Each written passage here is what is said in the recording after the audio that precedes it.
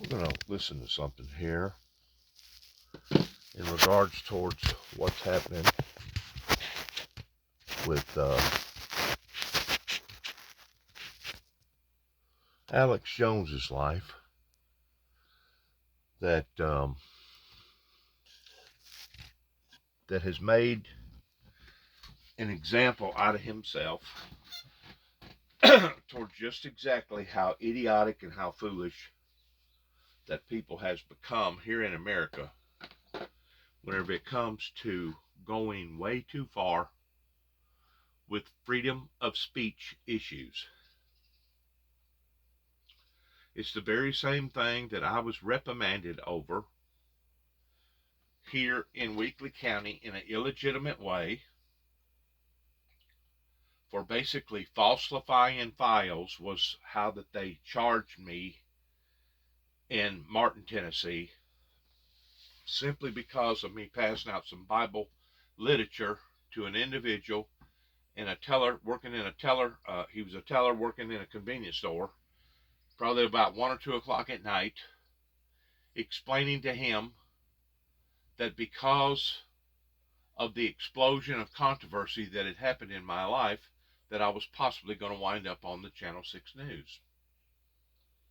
They took the word explosion and blowed it completely out of context to the point that they actually promulgated a warrant for my arrest and went all the way to Carroll County, Tennessee, which is give or take about 30, 35, 40 miles from here, over in Carroll County, and had me arrested, drugged back to Martin, pulled in front of a squad of people that worked at the police station, in me trying to express or explain to them what that I meant about what I said.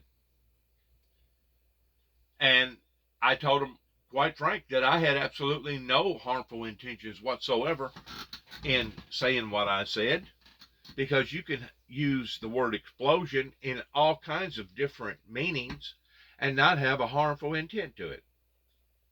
I hear it on TV almost every day. And why these police officers pertaining to David Moore done what they done to this day is still unexplainable. To this day, it's still unexplainable towards several different things that has happened in my life, especially since I've come back here to Northwest Tennessee in 2014, that the judicial system cannot explain. Now, before you hear this thing that's on national TV today, that's got out into the public view, public domain, I want you to try, if you can, to only imagine if you was associated with Jesus Christ during the time that Jesus Christ went through his trial and got wrongfully put to death over a group of people that claimed to be up front and claimed to be above and beyond the law pertaining to being the law. I don't know. I think a lot of people, it's almost impossible for them to put themselves in other people's predicaments, because maybe they're incapable of doing it. Maybe they just don't want to do it. Maybe they don't care to do it. Maybe they have never thought about doing it. But could you only imagine, after your son, your cousin, your friend, your mentor, what happened to all them people's lives in that community after they got through crucifying Jesus Christ? The stain of shame was put illegitimately upon to the associates of Jesus Christ for the rest of their lives. For the rest of their lives. The stain of shame.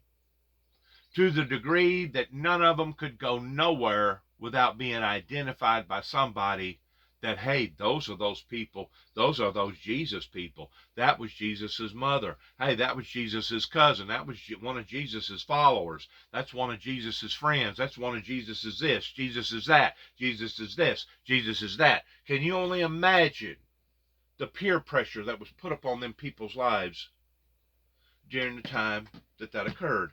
All right, let's take it out of let's take move forward.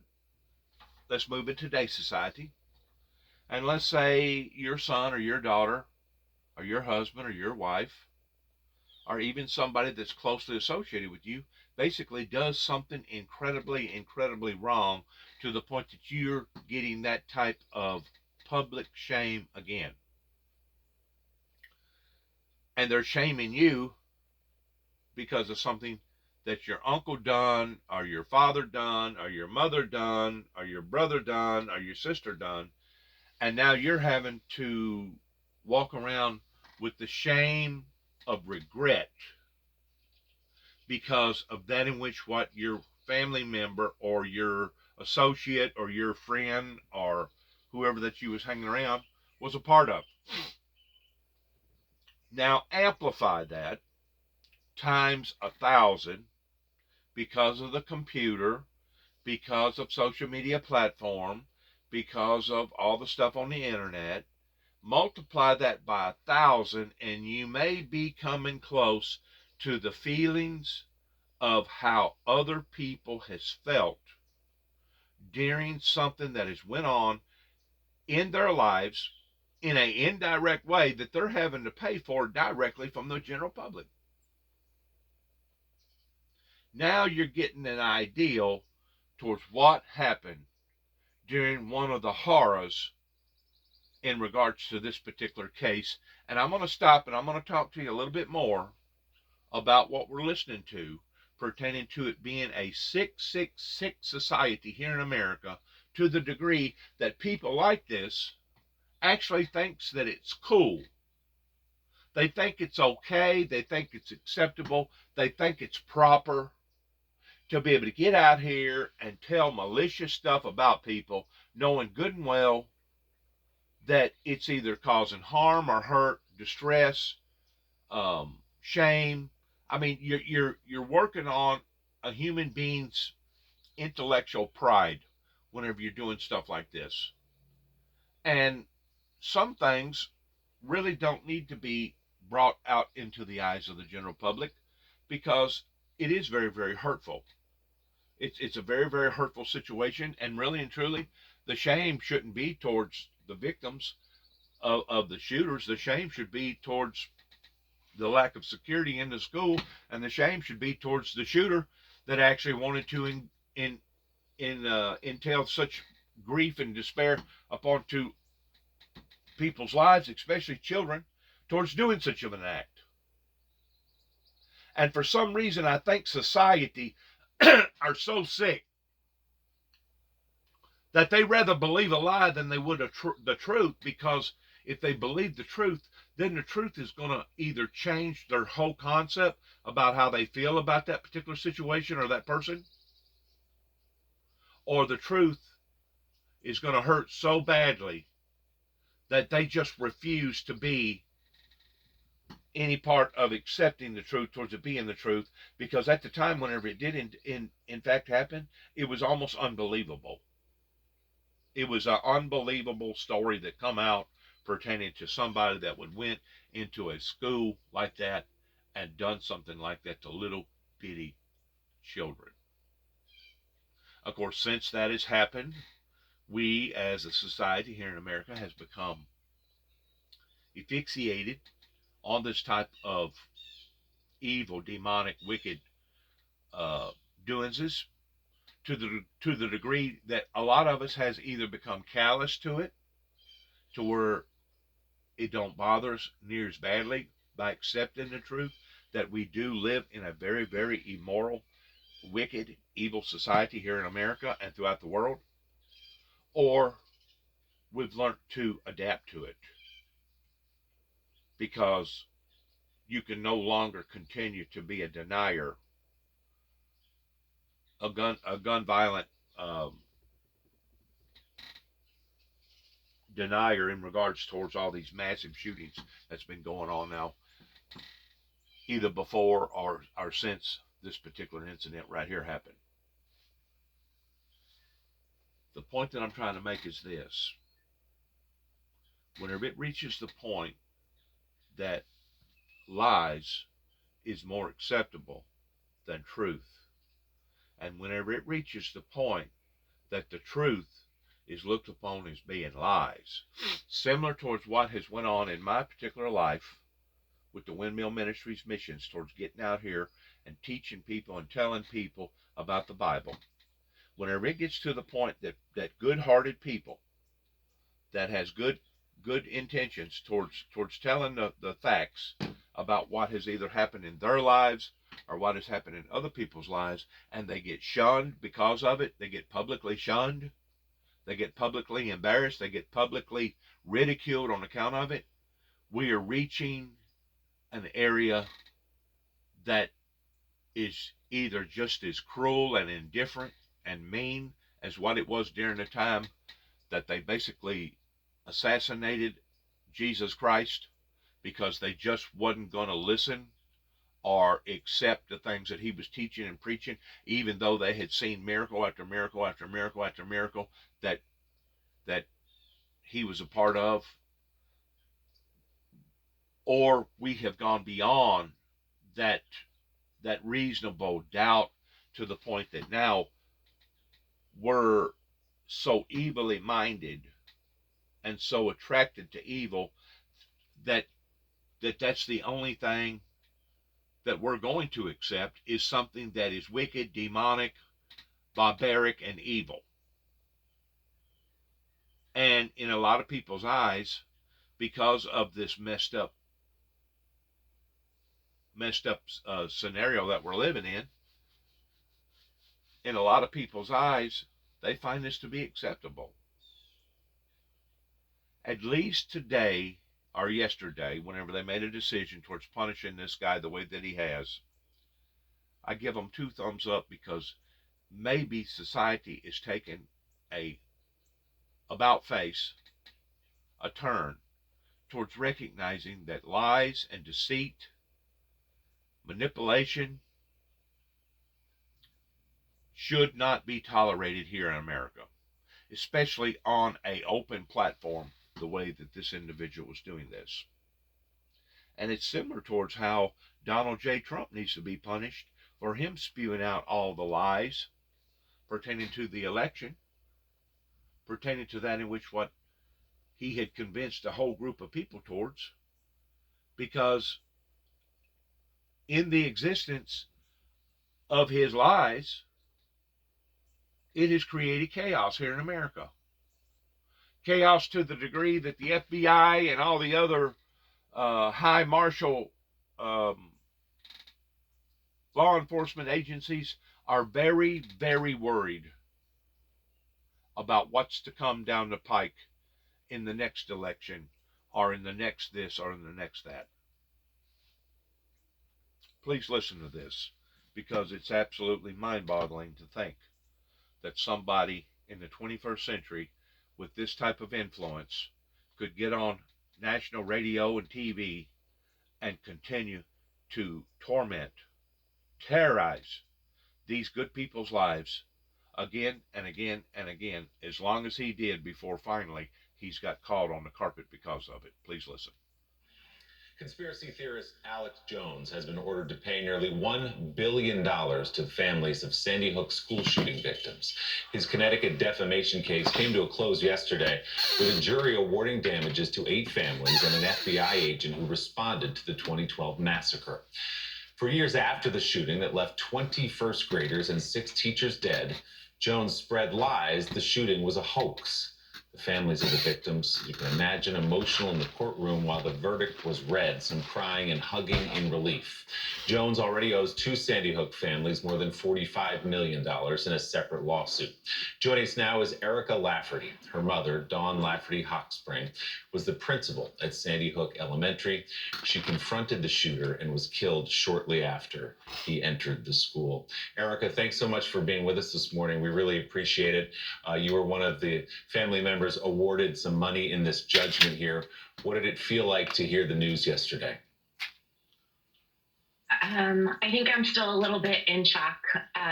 The way the jury so bravely listened to hours and days of testimony from my family and other families and Bill Aldenberg was nothing short of heroic. Them coming back with such a hard-hitting message that these hate, lies, conspiracy theories, and threats are not going to be tolerated is something that I am so deeply grateful to them for. Well, this is the reason why that my brother and I put up a cross out here and tilted it sideways, indicating the broken system, because the cross at the time, during the time that they crucified the Lord Jesus Christ, was basically their system. Their system was based around punishment. It wasn't based around reform so much as it was punishment. We know now, today, that our laws has become so lax that people can just about do some of the most heinous acts and basically only get a slap on the hand or barely get punished at all for doing what they have done. This is the reason why that people no longer respects the law, because the law has become so generous to the lawbreakers that you tend to wonder who's actually got more authority in the existence of a terrible, terrible crime, of whether or not it was the lawbreaker or the victim to the lawbreaker. That's where we are as Americans here in America, pertaining to seeing how that these incredible, incredible acts of violence gets pushed off to the side a lot of times. There is occasionally, whenever you hear a judge that's willing to throw the book at somebody, that tells them, you know what, you're never going to get out of jail the rest of your freaking life because of the hurt and the harm that you have committed. And those type of people are the people that deserve to get that kind of punishment. But at the same time, we are a society that leans more towards trying to attack somebody that's already been victimized, like the parents and the people associated with this type of event, which just adds that much more insult to misery. And that's exactly what happened to my personal life whenever I come back here in 2014, that my brother David Jeffrey Jackson was not mentally sound enough. He was not trained. He was not calloused. He was not adapted to that type of ridicule. And because of the way that the public attacked not only him but me, well, basically attacked him because of me, he couldn't take it, and his nerves just absolutely just collapsed to the degree that he wound up dying at the age of 51 as a young man, because of that type of approach, that type of shame, that type of ridicule, that type of public humiliation. And that's exactly what's happened to these people's lives. They have been publicly humiliated. Now listen to what she's got to say. She has to struggle for her words, but listen to what her words say, because they're very, very powerful. Please listen. You've been mourning your brave mother who stepped in and confronted the shooter that day. You've had to spend the last 10 years also fighting off, in many ways, these conspiracy theorists who pursue you and the other Sandy Hook families. You've had to move several times, as you've said. You've received threats. What has this last decade been like for you, in addition to the overwhelming grief you felt over your mother's death? Now let's look at something else real quick in the 21st century before she speaks about all this. In respect to all this, towards the election deniers that still to this day exist, we know that it exists because we can hear them on TV almost every day, because of the malicious lie that Donald J. Trump spread. But let's look at some of the people that work for the county or the state or whatever voting booths, how that their lives, if you'll listen to the testimonies pertaining to the trial of January the 6th, how that their lives was affected. Their lives is no longer the same because of public scrutiny. And these are good, honest people that's trying to do the right thing pertaining to their civil duties that they have been assigned or that they have volunteered to take on. And whenever you're dealing with an immoral society like this, that you can't do nothing in the eyes of the good towards being degraded and demoralized by it, but yet now you can do evil and immoral stuff and you get patted on the back for. That's the reason why that I've said many, many times before, if David and I, whenever I first moved back here to Tennessee, after being gone for many, many years, that if we would have opened up a beer joint or a tavern or a nightclub out here, the community, by and large, would have probably embraced it for the most part. I mean, the fact of the matter is they must have embraced the fact that less than a half a mile from here, there's a palace over here that's controlled and run by the Wiccans. That is a known occultist type entity that I don't see people walking around with picket signs towards trying to run them out of the community. I don't see people going up there and vandalizing their palace over there. But they was over here.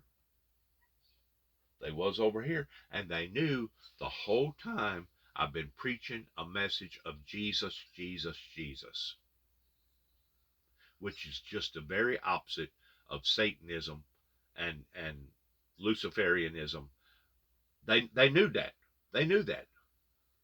But yet no, they was coming out here to bring grief, to bring despair, to bring horror into our lives that now they're going to have to pay for one day pertaining to my brother's death. And this includes judges.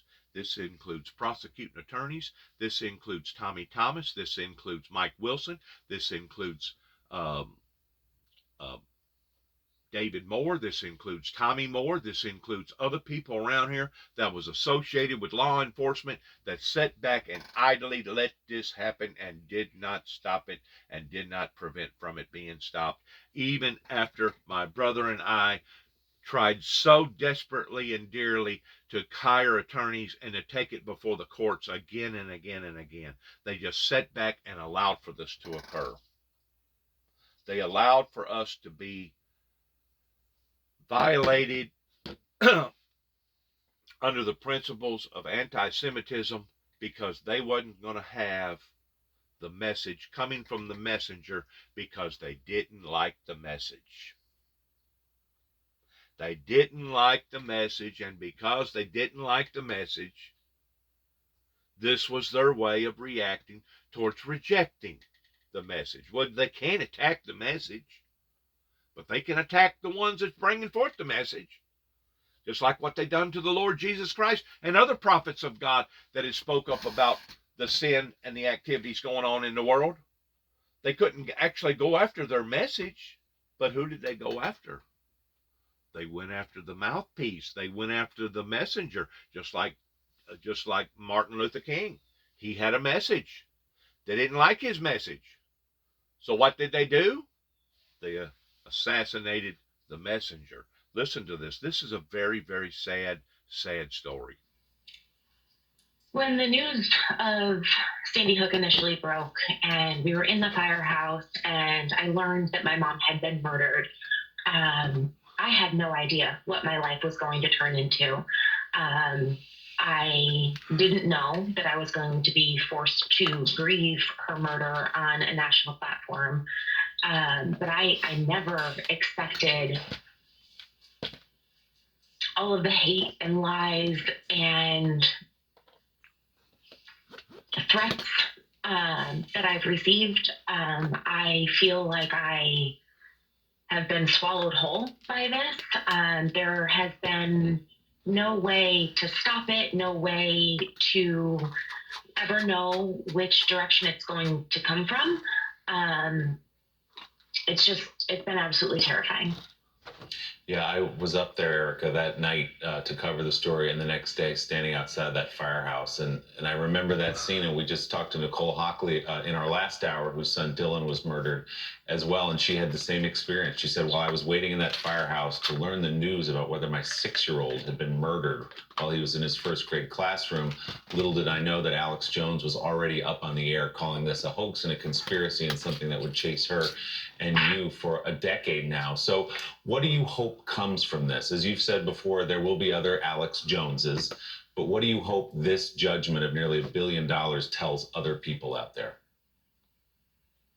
I think the message is very clear now that the truth absolutely matters. And for someone on such a platform or any platform to spread such bogus information, they're going to be held accountable, right? Like we are people who have experienced the worst kind of tragedy. There will be others. That is just the nature of the country that we live in.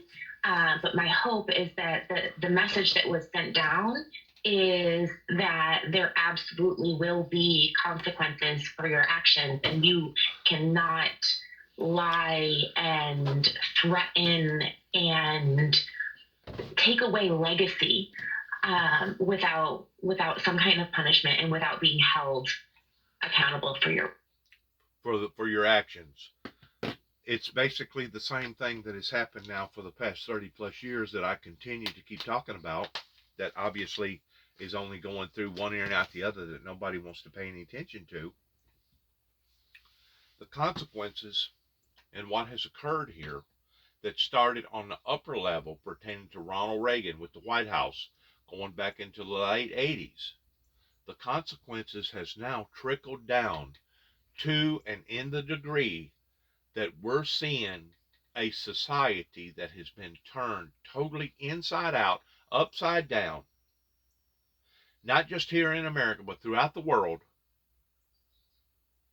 And because of it, the consequences are dire pertaining to everything being off kilter.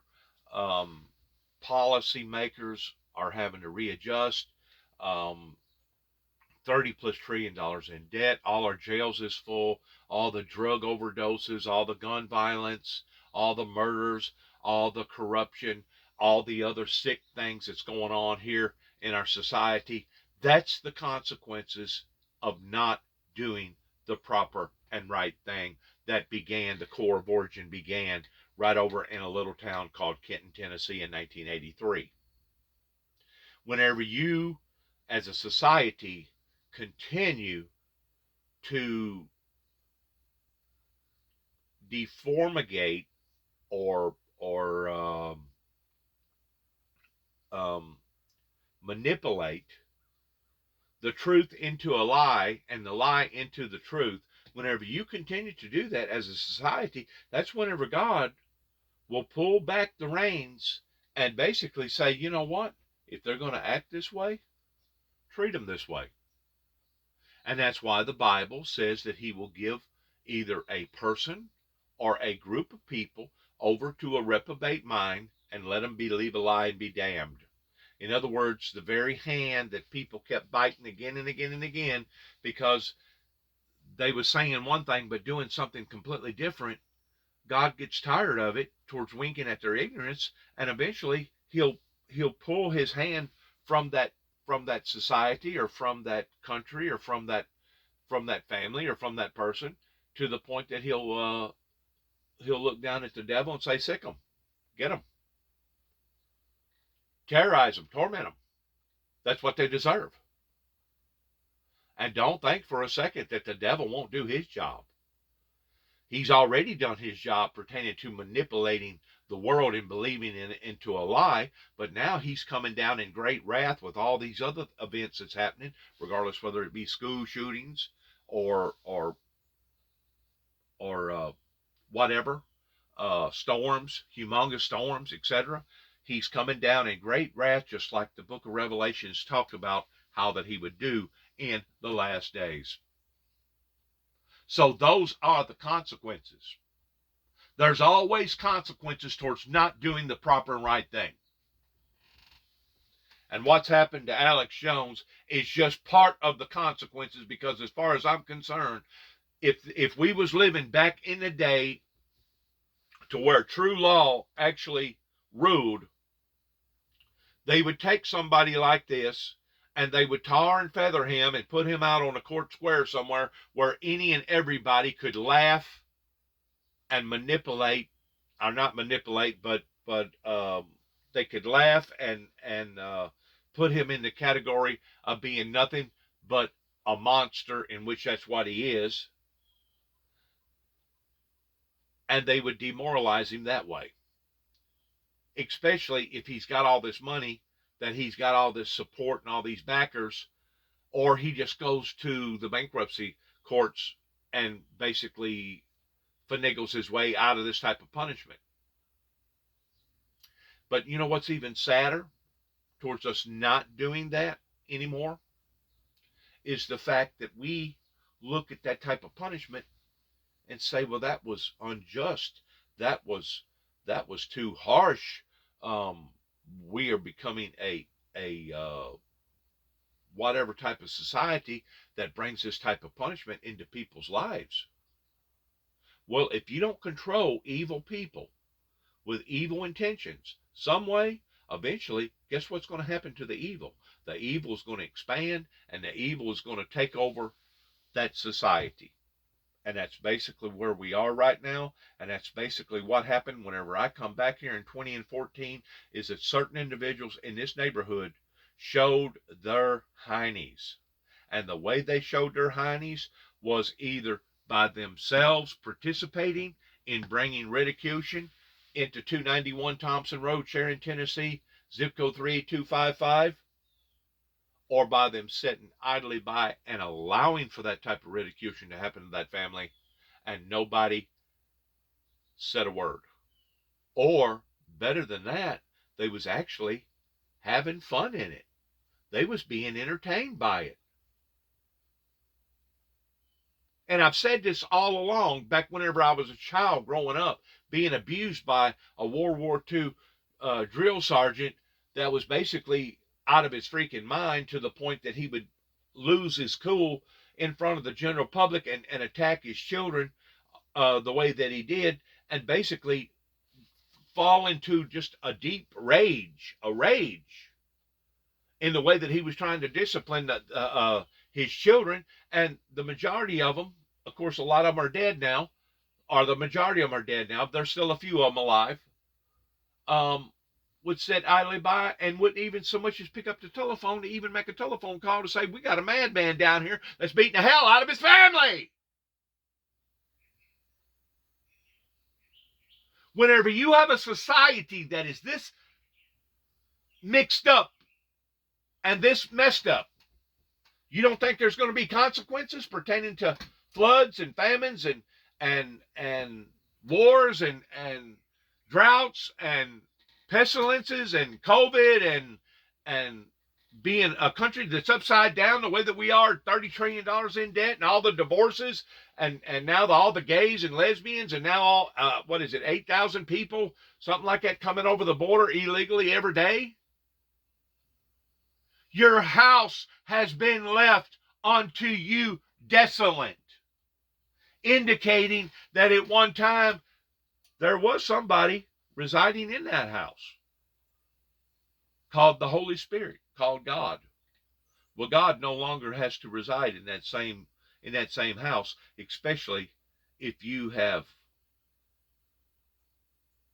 abandoned your responsibilities and your obligations towards being that good, decent individual that's supposed to be following after the ways of the Lord. Whenever you're no longer following after the ways of the Lord no longer has to protect you that way. And whenever I seen what I seen in plain view here in the United States of America, after the fall of one of the most predominant evangelists that had such of a strong toehold up onto our society, whenever I seen the way that people were sniggering and laughing and basically being entertained because they had caught a married minister being a two-timer on his wife, towards cheating on his wife with a prostitution. Whenever I seen the way that society turned on that situation and was either entertained by that situation or could have cared less about the family members that went through what that they was going through pertaining to all that shame and all that open public reproach, I knew then. This was in 1988, whenever Jimmy Swaggart's ministry basically stopped having the influence that he had, because the demonic wicked world here in America was dead set that they was going to shame him out of his position. And that's what they did. But has there been consequences on account of it? Look at the statistics of the murder, just the murder rates that was going on during the 80s versus now. Look at the type of crime that was going on before 1988 versus the type of crime that's going on today. Look at how much that we have gone backwards in our international affairs towards balancing our budgets compared to where we was then versus where we are now. If you'll do a comparison, that was the breaking point to where America went to the far left versus going to the far right, and now we're all paying the consequences. And I think anybody that gets a hold of this material that I'm putting out and using this as an example, a teaching example, I think that they'll agree with me. If you'll be able to look at what used to be versus what is now, we have taken one step forward in society and two steps back in almost every demeanor level that you can think of, including this one. Well, your mother's legacy is intact. The world knows what she did that day. She saved a lot of children. She protected their lives with her own. We're so grateful for you coming on and talking about this today. I know it's not easy, Erica, and I know the judgment doesn't bring you any comfort, but you're showing some of the bravery that your mother has shown in her life as well. Thank you for being with us. We appreciate it. Thank you. Mika? All right. Markets have just opened after September's inflation report showed prices rose 8.2% in September. Let's bring back in CNBC's Dom Chu. Wow, Dom, what do we got? Dom, it's looking tough out there. Amazon and other staples just skidding. So, Mika, Joe, to that point, what you just saw on the graphic there, and for those listening on Sirius XM, I mean, the Dow is down roughly 450 points right now.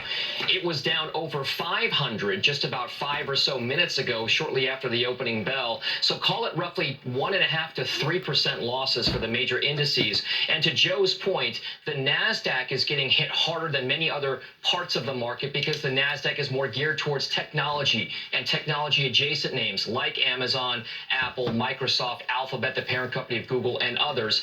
And the reason why is because in response to that hotter than expected inflation report, the odds now of more aggressive interest rate policy from the Fed in hiking rates has now taken things like government bond yields for the benchmark 10-year U.S. Treasury note up to above 4%.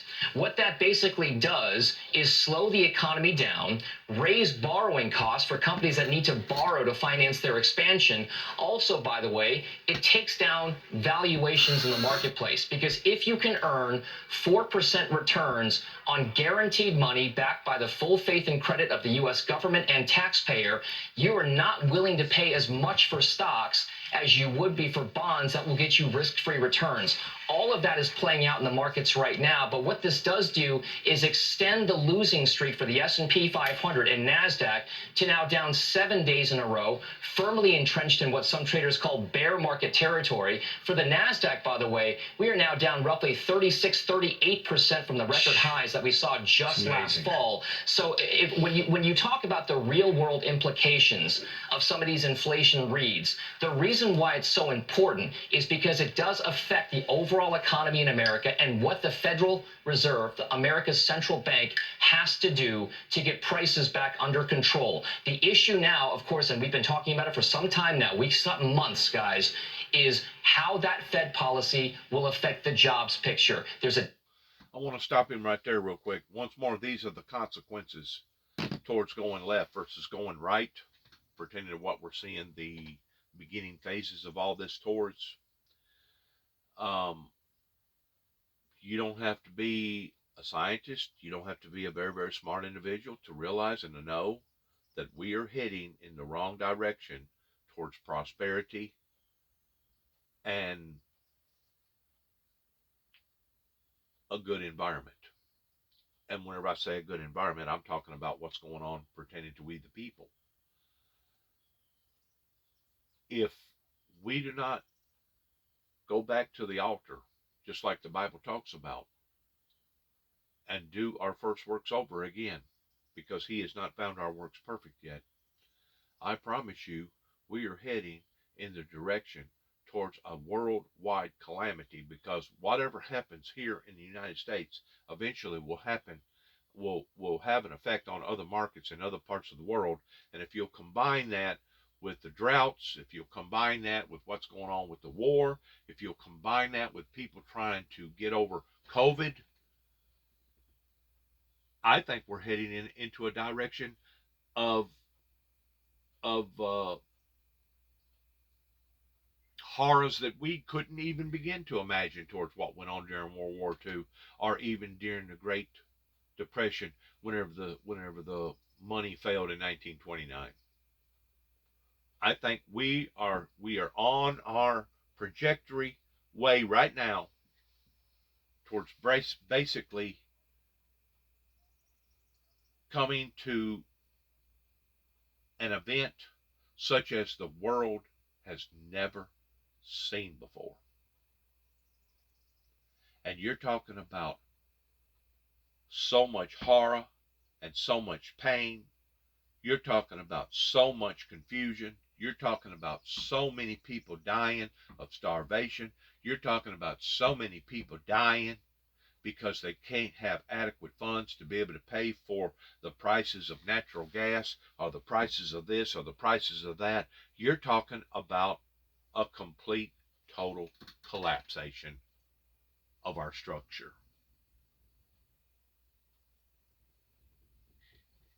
This is not good. These are the very consequences that I was talking to you about, that if people think that they can do whatever that they want to do in whatever way that they want to do it, and there's not going to be some sort of backlash, there's not going to be consequences, my friends, you need to wake up. Because if you don't think that we're fixing to go through some suffering, depending upon who you are, where you are, depending upon your circumstances. Around here, I'm going to be in pretty good shape, other than the fact that maybe if I have a major breakdown on one of my automobiles or whatever, towards toughing this storm out, because I don't owe for everything like a lot of people do. A lot of people have expanded their credit rating so far out that there's no way that they're going to be able to even utilize their bills to be able to come out pertaining to all this. There's a lot of people that's already, like a third of America, that's already like late either on their car payments, their house payments, or their rent, or all the above. And of course, if you'll combine that with the catastrophe that recently just hit down in Florida about 10 days ago, less than 2 weeks ago, with Hurricane Ian, that went down through there and destroyed any and everything that it could. And if you combine that with all the other problems here in America pertaining to the baby boomers that's now reached a plateau that they no longer can work, that they no longer can pull their weight, depending upon to the system taking care of them that we originally set up, or they originally set up towards taking care of them during their golden years, you're looking at a major calamity. I don't care which way you spell it. I don't care which way you want to manipulate it. There'll be certain people that may come out, but there'll be a lot of people that will sift through the cracks, and their lives will be totally either ruined totally turned upside down. We're dealing with something today like we've never had to deal before, which if you'll go back to the Bible, it talks about how that he will throw us off into a sick bed, and in the exchange of a sick bed, he will throw us off into great tribulation. If you cannot see that or understand that, obviously you do not have enough intelligence to probably put on your clothes and feed yourself and take care of yourself. You know, I've desperately wondered towards whenever this actually occurred on the level that it's looking like it's going to occur. What is all these hospitals and all these clinics and all these nursing homes and all these other people going to do that has all these responsibilities towards taking care of their patients? I mean, you not only got to have a facility to keep them warm and keep them cool in the summer, but you also got to clean the sheets, and you also got to provide food for them, and adequate hot water to take showers with. You got to have nursing services to be able to, you got to have medication. All this stuff costs money. Money, money, money, money, money. All this stuff is wrapped around money. What is going to happen to all of those agencies out there that has such responsibilities pertaining to patients? I can't even begin to fathom. If this goes in the direction that it's heading in right now, I can't even begin to fathom the horrors that some of these people are going to have to go through. Just like the horrors that those people are having to go through right now down there in Florida. Their horrors has just now started. The haggling, not knowing where you're going to get your next meal, not knowing if you're going to be able to take a shower today or a week from today, not knowing where you're going to be able to lay your head down, not knowing if somebody's going to come down there and try to loot and rob and take everything that you got, not knowing if the insurance companies that you thought was faithful is going to be able to do what they promised that they was going to be able to do towards taking care of you, towards you being one of their customers. And then what's it going to cost to replace all this stuff, because material cost has basically almost doubled since a lot of those people went down there to live to begin with 15, 20 years ago. Just them sailboats, all the boats that you're looking at, the majority of them average somewhere between $100,000 and $250,000 a piece. And that's on yesterday's prices. That's not on today's prices. You got a mess. And if you'll combine that with this, and if you'll combine that with all the other stuff going on in the world, especially with a madman being over in Russia, threatening the world towards going to blow off nukes, you got a mess. You got a horrible, horrible, horrible mess. And this is what I continue to keep saying. These are the consequences. You thought that you was going to get away with this, Kenton, Tennessee, Obion County and Weakley County. You thought that you was going to get away with this, David Moore and his police officers in Martin, Tennessee. You thought that you was going to get away with this, Tommy Moore and Judge Pence and Tommy Thomas and Mike Wilson, the sheriff that got elected 9 times here in the state of Tennessee, that people was gleaming and glorying him to the degree of patting him on the back, telling him what kind of good job that he had done, knowing good and well that he did not even do his job. Because the drug problems in America, especially in this particular area, I can't vouch for everywhere else, is worse now than what it was whenever I left 20 plus years ago. The people has basically lost their minds. The judges that sat back and allowed for the torment and the horrors that my brother and I had to go through is the same thing that we just got through seeing pertaining to Sandy Hook and those people that went through what they had to go through pertaining to Alex Jones. Why somebody didn't stop that way ahead of time? There you go. Proof's in the pudding.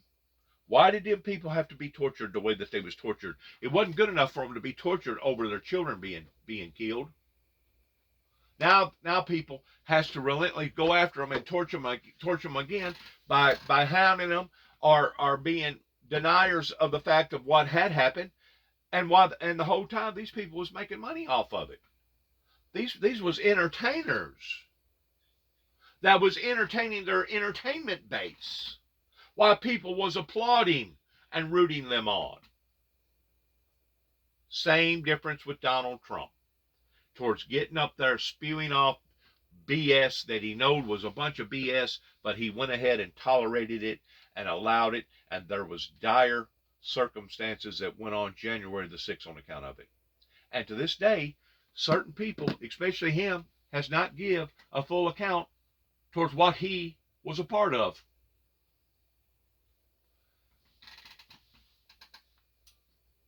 It's horrifying to think how that we have went backwards in society towards taking one step forward and two steps back. It's absolutely horrifying.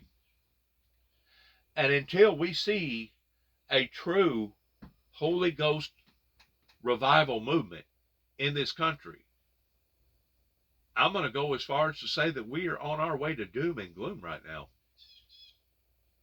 Until we can wisen up towards where we are as a society with our laws, with our judges, with the way that we can foresee different things happening to us, we're going to continue to go backwards, and we're going to continue to dig our holes even deeper. In other words, if we think that we're experiencing hardships now, you ain't seen hardships yet. Hardships is only starting. The storm is only getting settled in.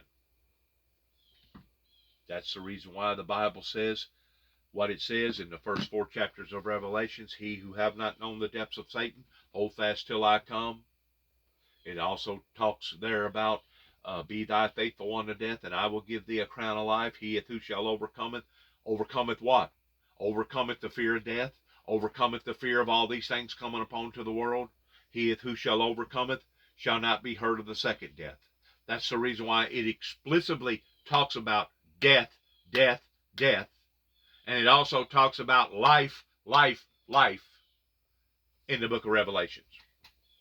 And that's the very thing that our president is now spewing out of his mouth for the past week or so, our American president, pertaining to Armageddon. Armageddon. Armageddon. I don't know what type of fantasy that certain people has been on, but the fantasy that Alex Jones has been on, as far as I'm concerned, just come to an abrupt end. Picture. There's a delicate balance there, guys. All right, CNBC's Dom Shear, thank you so much. I'm just looking at some of these numbers. Amazon, which just went sky high during the pandemic, it dropped from a high, 52-week high of 188 to now down to the low 101. It's at about 106 right now, but and of course Facebook just completely collapsed. You have a lot of other tech stocks getting absolutely hammered. I seen a report yesterday that had come out about a week before that pertaining to Walmart here in America, and I guess pertaining to other Walmarts all over the world, that basically retracted on a great deal of their orders, and it was like millions and millions of dollars worth of orders that they have canceled out on. They don't want it. You know why they don't want it? It's because their analyst is smart enough to look through the smoke screen and to figure out our sales are going to plummet. And they're either going to plummet because of the prices being so high that people can't buy them, or they're going to plummet because now things is so out of balance that even though you may need it, you may not be able to find it. It may not be available. People don't realize how much the ground has shifted whenever Poisonous Putin said what he said within about a 72-hour period after that he attacked the Ukrainians illegitimately, that the ground just got through shifting up underneath your feet. People don't realize how much the ground has shifted. And if you'll compile that with COVID, and if you'll compile that with all the other problems going on in all these other countries pertaining to election issues and pertaining to gas shortages right now going on and pertaining to Mother Nature not cooperating with the agriculture communities, pertaining to failures of crops or floods or famines or whatever, we're in a problem.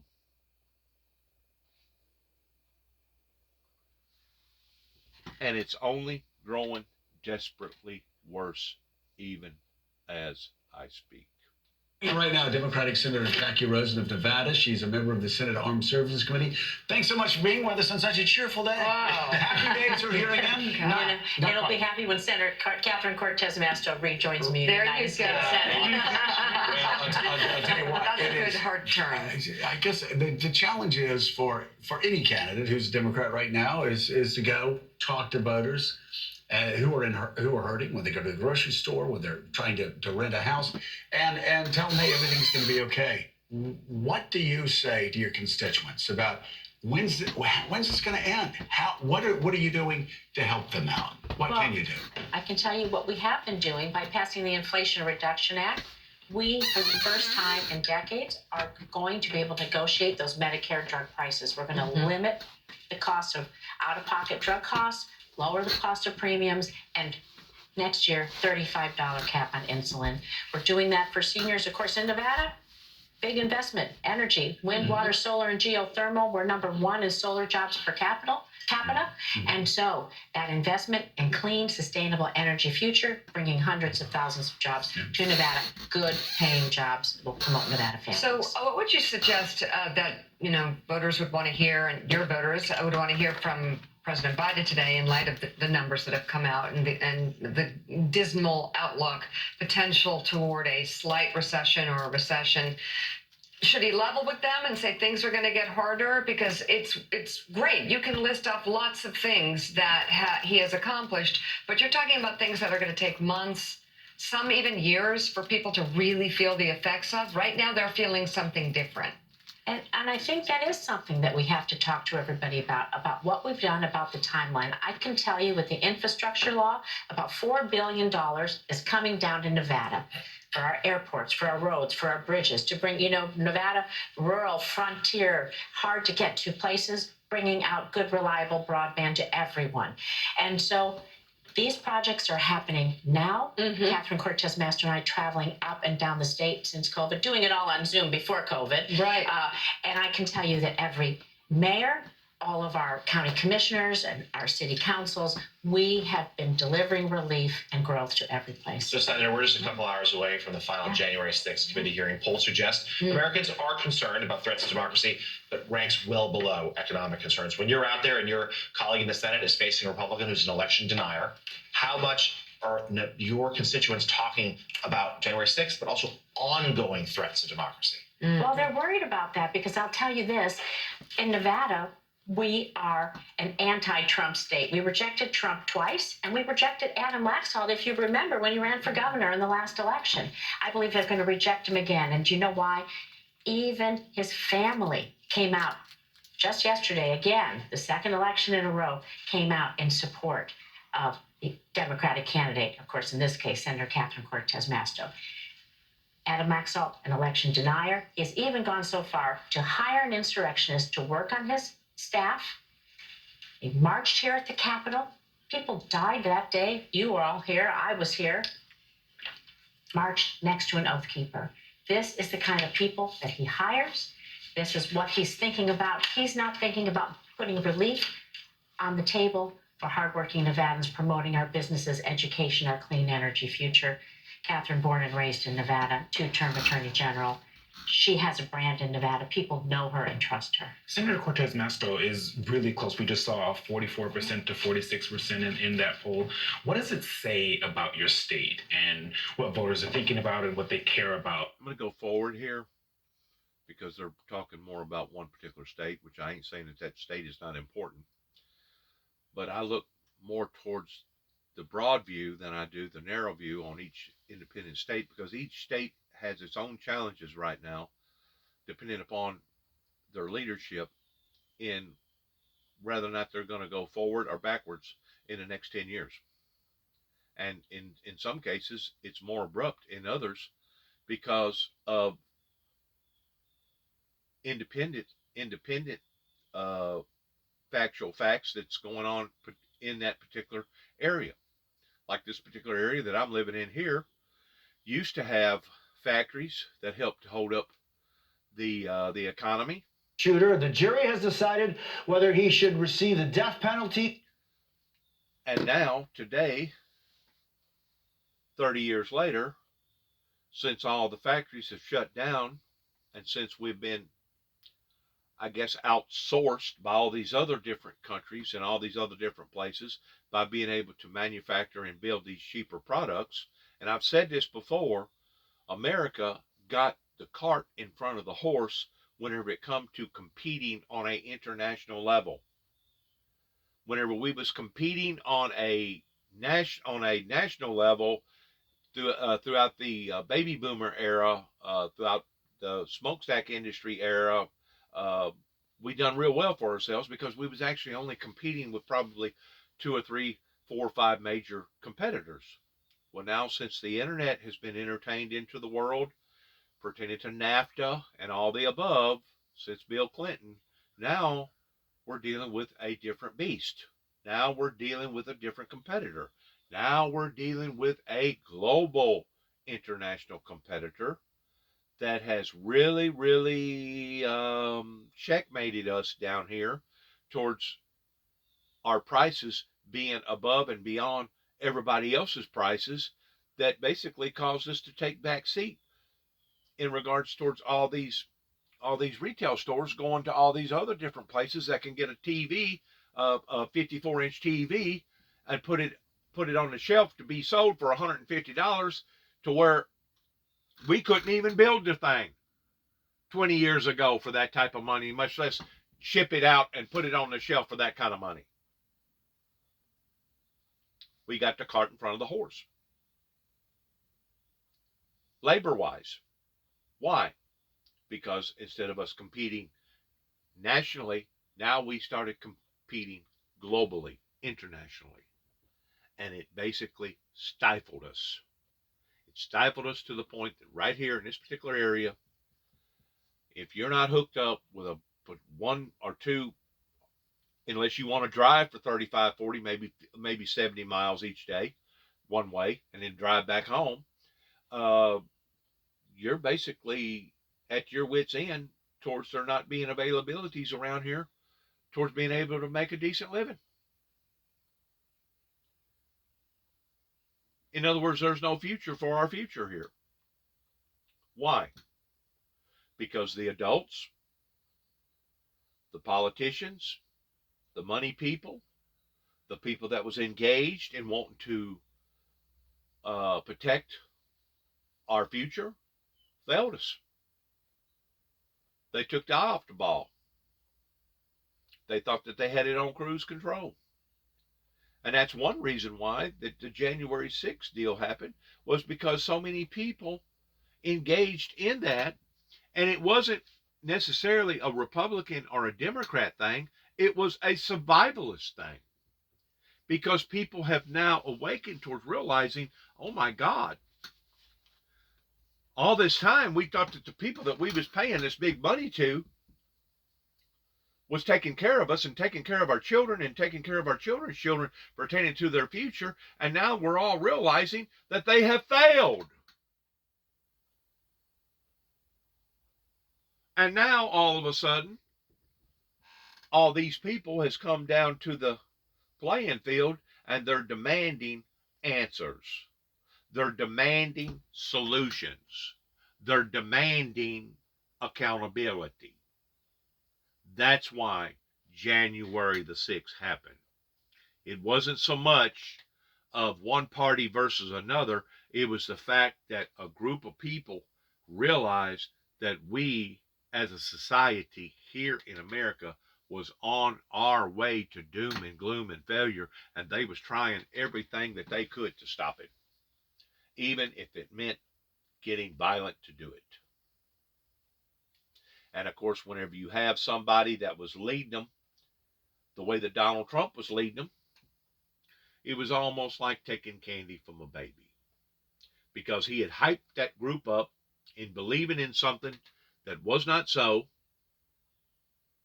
And instead of trying to damper down the situation, he was the one that was actually throwing gasoline on it to intensify it. Accountability. Accountability issues. I don't know what this is about. It's a jury reaches decision, Parkland shooting. Let's see what this is about. Penalty or life without parole for. Let's back up. Let's back up a little bit here. Right there. We begin with breaking news.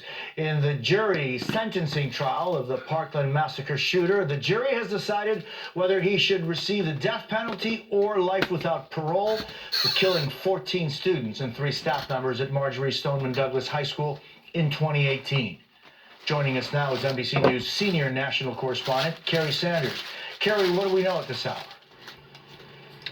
Well, the families of the victims who have been enduring this really difficult penalty phase, where all the information of every minute and every second of what happened have been notified by the court, that the jury of 12 has now reached a decision on what the sentence will be. And we expect that sentence will be delivered here at about 10:30. Family members have been notified to be ready to go in the courtroom and sit where many of them have been sitting for the last 4 months. These are the pictures of the 17 victims, the students, as well as the staff members who were massacred 4 years ago. It has been an extremely long journey for what they hope will be some sense of justice. The jury needs to be unanimous. If they are unanimous that it is a decision for death, then it will be up to the judge to go forward with that as the actual sentence. But if just one member of the 12-member jury were to decide that it should be life, then the gunman here would get life in prison. We've had an opportunity to speak to the family members of those who have been sitting on pins and needles waiting for this. One of those was 15-year-old Luke Hoyer's mother, Gina. This is what she had to say. I favor the death penalty because in this case, there was no mercy. He viciously killed 17 people. At first, I was leaning more toward life, but when I heard how viciously and calculated he was and just continuously shot people, I don't think he deserves any mercy. Gina Hoyer hoping that the jury comes back with a death sentence. There are other family members who have said that they will allow the jury to make the decision and they will not express their thoughts on whether it should be life in prison or a death sentence. But many of them say that even if it is a death penalty and it's what they want, there really is no sense of justice. Reminding everybody, this happened 4 years ago. An extremely emotional moment about to unfold in the courtroom here for family members. Jose? Yeah, Kerry Sanders, is Valentine's Day, February of 2018, and I'm just, and Kerry, you're saying that, so if the jury, let's say, comes back with a death sentence, the judge would have to ratify that? Exactly, and typically in Florida, the judge would follow what the jury recommends, and it's notable that in Florida, judges are elected, and so it would be highly unusual if the judge were to divert from what the jury recommends here. Kerry Sanders, we will, of course, stay with this very closely. As you said, the deliberations have concluded. The decision has been made by the jury, and it should be announced at about 30 after the hour, so about 27 minutes from now. Kerry Sanders, thank you. We'll, of course, stay on top of the story and bring you the decision as soon as we have it. Turning now to our other top story of the day, the House January 6th Committee is preparing for... All right, let's go forward here. It's 9:04. They're saying in about 20 minutes that should come on. So let's go 20 minutes. Let's boom her up here. Let's see where this is. We know what all this chit-chat's going to be about right here. Of course, the prices. We know where all that's heading. All right. Hope. Cal Perry live in Kyiv. Cal, what's the mood there in the capital right now? And these are already hours and hours and hours of attacks. Right. I think the way people are viewing this. What's more, maniac over there threatening to nuke everybody. Look at the damage he's done. Just look at that. Unbelievable. You know, we basically stopped our lives. We literally stopped our lives whenever the incident happened in Oklahoma City, Oklahoma. I believe it was 1995. Pertaining to that incident that happened over there, we basically stopped our lives whenever 9/11 occurred. Could you only imagine if this was going on in America right now on a day-to-day, everyday occurrence? Could you only begin to imagine how horrifying that it would be for the citizens in the United States if they was obtaining or receiving this type of bombardment from a maniac?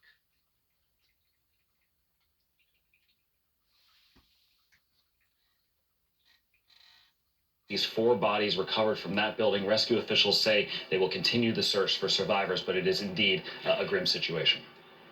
And they need to do this guy, I think, like they've done Saddam Hussein, towards his own people, capturing him. In other words, having an uprising in his country, capturing the leaders that's involved in all this, and making a public display out of them, even at the expense of hanging them publicly before the gallows, to be able to demonstrate that the people are not in behind this. It's their government that's doing this. Because if this continues on the level that is continuing on, odds are, whenever it comes to other countries showing mercy to their society over there, if nuclear bombs does start blowing off, there won't be none. And whenever it comes to collateral damage, the rest of the countries won't care about the innocent, lives of the innocent. I mean, they'll care about the lives of the innocent, but once it reaches that state, then there's no, there's not going to be no compromising towards what that they're going to have to wind up doing to not only the Russian government, but the Russian people. And then it sure enough gets sad if it was to fall into that type of dilemma, to the point that we was having to basically destroy not just their government, but destroy their people on account of their government. And that's the reason why their people need to stand up, and they need to resist this type of idiocy going on, because it's only going to make life hard on everybody else. It ain't just going to be hard on the people that's being bombed, which that's bad enough. That's bad enough to have their roads and their buildings destroyed and seeing people get either injured or killed. But now it's going to spread abroad towards that cancer, that poison. And that's one of the reasons why I call poisonous food poison, is because he's poisoning the world. He's bringing that much more harm and hurt and sorrow and grief to the world. As the world sits back and they see their economy going up and their inflation going up, or their inflation going up, not their economy, but their economy is actually failing, and they're seeing their gas prices going up, they're seeing their food going up, he's bringing harm and hurt into a situation that was already a dire situation pertaining to pre-COVID, us going through COVID the way that we did, and now this is occurring? Wow. Tell me we ain't heading in a bad direction. I mean, the country's defensive system seems to be continuing to work. for now. For now. It's hugely impressive. They're getting more than 50% of the rockets and the drones out of the sky. The alert system is seemingly more and more accurate. I've been coming here now for some time, and it seems like since the war started, we hear the sirens, and now more often than not, we do have incoming. So I think the system is very accurate, not only in shooting down rockets, but in also picking up on radar when those rockets are incoming. But look, to be clear, the Ukrainian president has said to President Biden they need an improved system, and they need more ammunition for that system. And for the citizens here, certainly in Kyiv, that's the priority, Jose. Cal Perry in Kyiv, I thank you so very much. And I want to bring in former commander, I should say, of the U.S. Army Europe and senior advisor with Human Rights First, retired Lieutenant General Ben Hodges. General, it's always a pleasure to see you. We just listened to Cal's reporting on the impact of these drones, these Iranian drones. And I'm just wondering what impact they're having on the invasion. Look, I love Cal's report, Jose. I mean, really very good reporting. And he highlighted the fact that the Ukrainians are among the most resilient, innovative, and tech-savvy people I have ever met in my life. I have a lot of experience working with Ukrainian soldiers. I'm not surprised that they have, they're adapting, they're figuring out how to stop these Russian attacks. Every one of these is terrible. Every one of them is intended to kill innocent people. That's the whole point. But as you and Cal both pointed out, the Russians cannot replace the cruise missiles that they have been launching against apartment buildings because of sanctions. And so this is not going to be endless. And this is Putin trying to string this thing out, hoping that we all get so concerned that we stop supporting Ukraine. And so the UN yesterday voted to condemn Russia for its attempted annexation of Ukrainian territory. Listen to some of what U.S. Ambassador Linda Thomas-Greenfield had to say. Our message is loud and clear. It does not matter if you as a nation are big or small, rich or poor, old or new. If you are a UN member state, your borders are your own and are protected by international law. They cannot be redrawn by anyone else by force. General, is this something that the international community to help pressure happen? Think how impressive it is that so many nations that have voted to condemn Russia and to condemn these sham referenda and the illegal annexations. And you know, Jose, I mean, there's a lot of work that goes on trying to, whether somebody abstains or votes for or votes against, to get those kind of numbers. That is impressive. And it just shows that what President Putin has done, he has turned his country into a pariah state. Nobody trusts anything that comes out of there. And what the ambassador just talked about, of course, respect for international law, international borders. This is in our interest. This is in the interest of the United States. Well, Lieutenant General Ben Hodges, I always appreciate your time. Thank you for being with us this morning. And we're also following breaking news. The jury in the sentencing trial of the Parkland massacre shooter has decided whether he should receive the death penalty or life without parole for killing 14 students and 3 staff members at Marjorie Stoneman Douglas High School in 2018. The verdict is expected any second now. And joining us now once again, NBC News senior national correspondent Kerry Sanders, also David Weinstein, former assistant U.S. attorney for the Southern District of Florida and a former Florida state prosecutor. So Kerry, these are live pictures we're seeing from the courtroom. Yeah, we're looking at live pictures here of Nicholas Cruz, now 24 years old, who 4 years ago went to the campus at Marjorie Stoneman Douglas High School on Valentine's Day, saying that he purposely chose Valentine's Day because he wanted to ruin it for everybody. He went on the campus. This carnage that left 14 students dead, as well as 3 staff members, unfolded in about a 7-minute period, more than 100 shots fired. It has been extremely difficult for family members. Many who you see have gathered here in the courtroom with anticipation that this 12-member jury will come back with a death sentence. And they have had to listen to excruciating details, but we should also remember that this 12-member jury has sat here since July looking at autopsy pictures, making a visit to the school building where the shooting happened, seeing the blood-stained walls and the blood dried and smeared on the floor, seeing the pock holes of gunshots, in many ways going through some really horrific testimony to the point that some jury members have brought to tears as they have listened to what happened that day.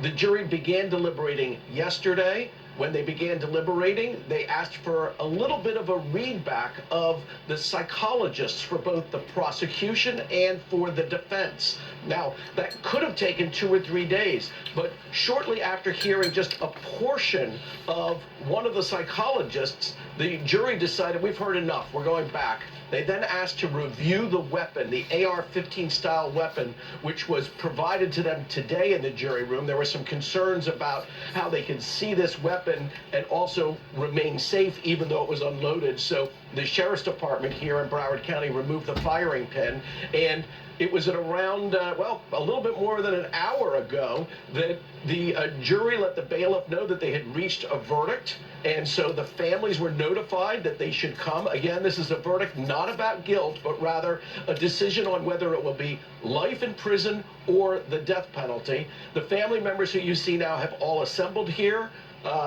We should note that at least once Nicholas Cruz has said that he wants to die.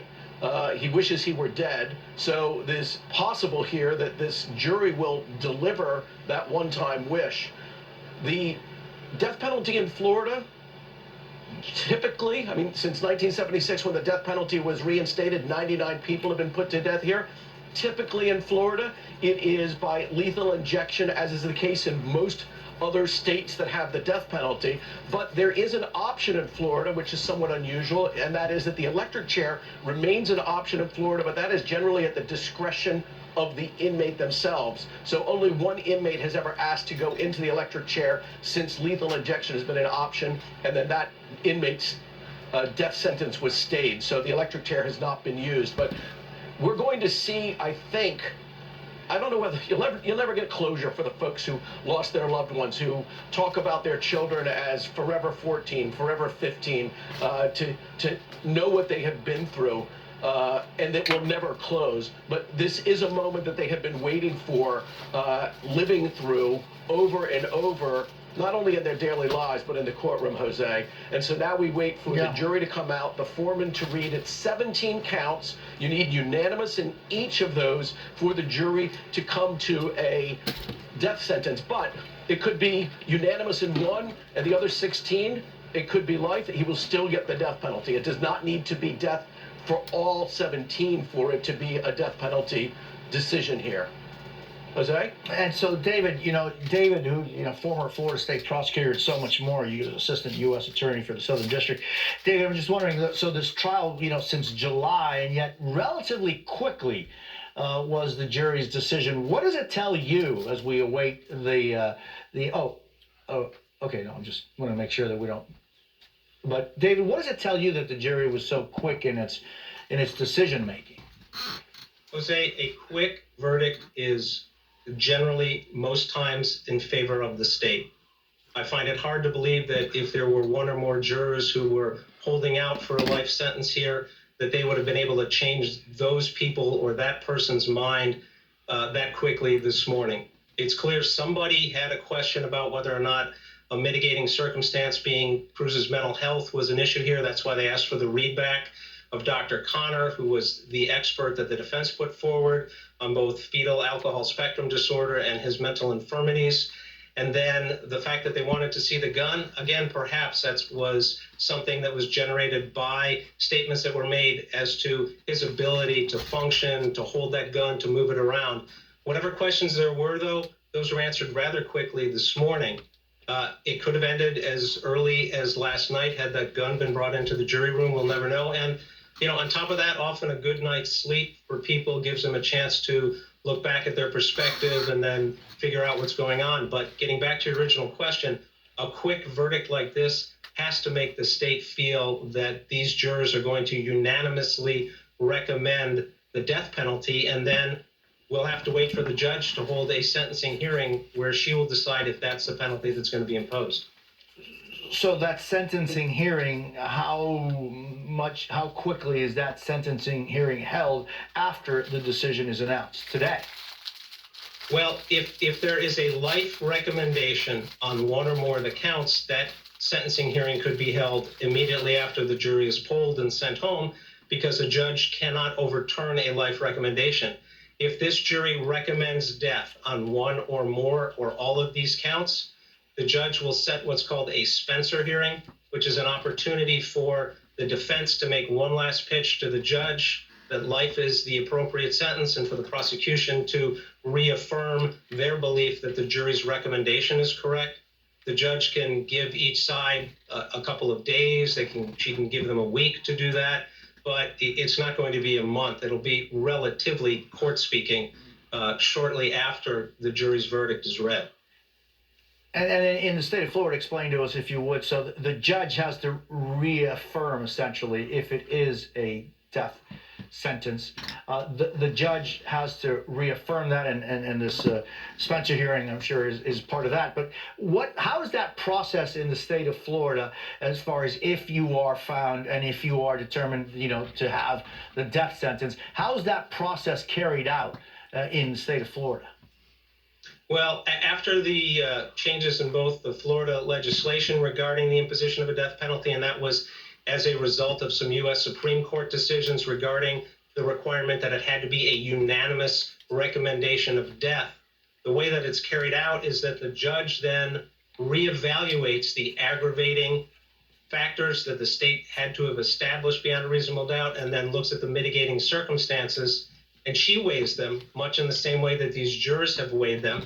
She then gives the parties an opportunity to speak and to voice their opinions and concerns, and then she will evaluate it and issue an order where she sets out her reasoning to either accept the jury's recommendation that the death penalty be imposed or override that recommendation and impose a life sentence. However, Jose, given the evidence that's been presented in this case, and if the jury recommends death, I find it hard to believe she's going to be able to override that jury recommendation, given what the jurors have seen, given what she's seen that took place here and the evidence that was introduced.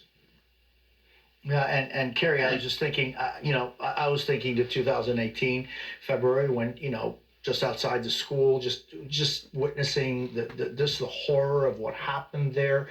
And then, Kerry, there is no closure for these folks that were... I'm going to weigh in on this.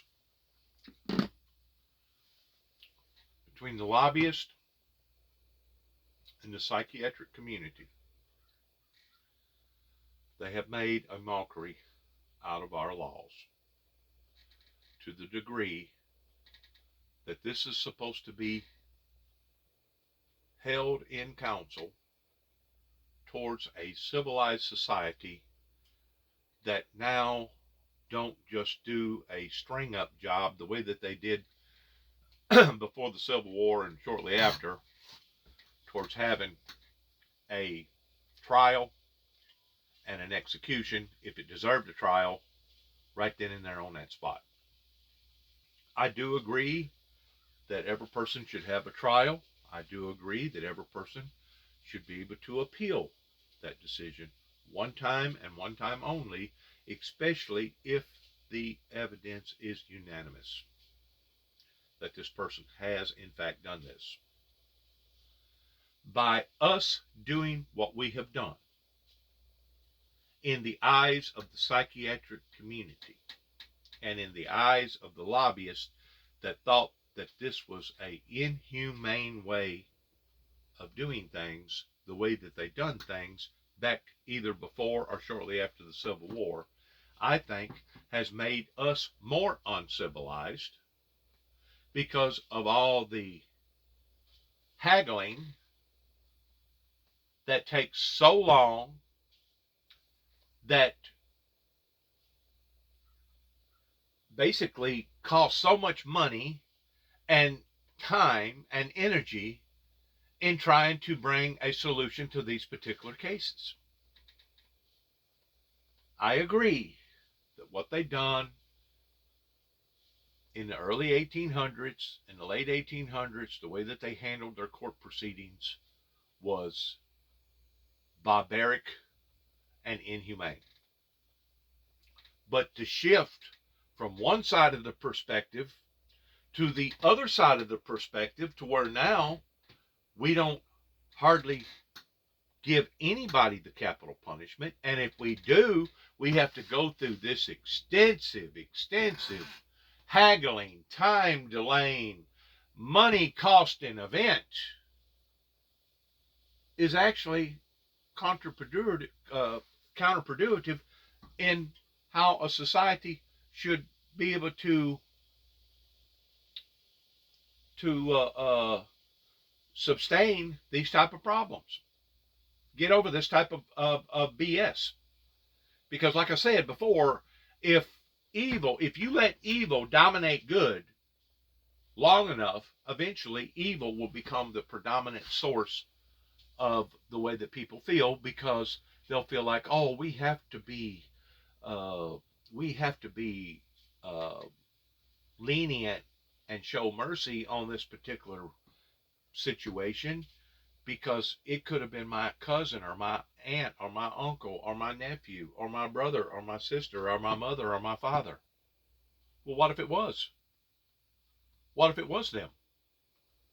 Do they not still have to give an account to the law? The same way that somebody that wasn't your aunt or your uncle or your niece or your mother or your father or your brother or your sister? We have been bamboozled by these so-called smart people, these educated people that went to college, that figure out all this stuff in an equation form on paper. But whenever it comes to reality, they was as far from reality as daylight is from dark. And this is one of the reasons why that we as a nation are basically just suffering. We are endlessly bleeding out pertaining to the crimes that's being committed upon to the good people, because now the good people's hands are tied towards them not being able to execute the type of penalty that deservedly needs to go towards these people. So we have went just as far to the far left before the Civil War and shortly after as we have to the far right of the pinnacle. Towards now, it's had a backlash. And now it's brought remorse, it's brought more suffering, it's brought more liability, financial strain upon to the system. I could just go on and on and on. And the things that I'm discussing, I know that other people has to be able to see the same thing that I see. Now, does that mean that I am an intolerable person and I don't have no love for even the guilty pertaining to the damage that they have done? No, it does not. You're still supposed to love that person's soul, even though that person has committed an act that deservedly deserves to be done this way. You're still supposed to give that person an opportunity that if they want to try to redeem themselves through the acceptance of believing in the Lord Jesus Christ, to give them that opportunity, spiritually speaking. Spiritually speaking, not physically speaking. That's one of the reasons why my brother and I put up the cross sideways, as indicating the broken system. Because a system that can't maintain itself, can't govern itself in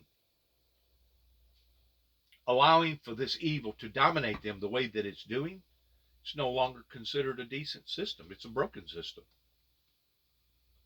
It's a system that needs to be totally restructured. And the only way that you're going to do that is to restructure people's thinking, restructure towards how that we look at society, towards right and wrong, whether or not we should be lenient in the flesh towards allowing for this person to get life without parole, or whether or not we should just go ahead and kill them. That's been the basic standards here in Tennessee and Texas and 2 or 3 other states for a long, long time, that as far as I know, we still have capital punishment on the books towards it being legal here in the state of Tennessee, if deemed necessary that you have committed a crime that justifies this type of action. We still account to that law.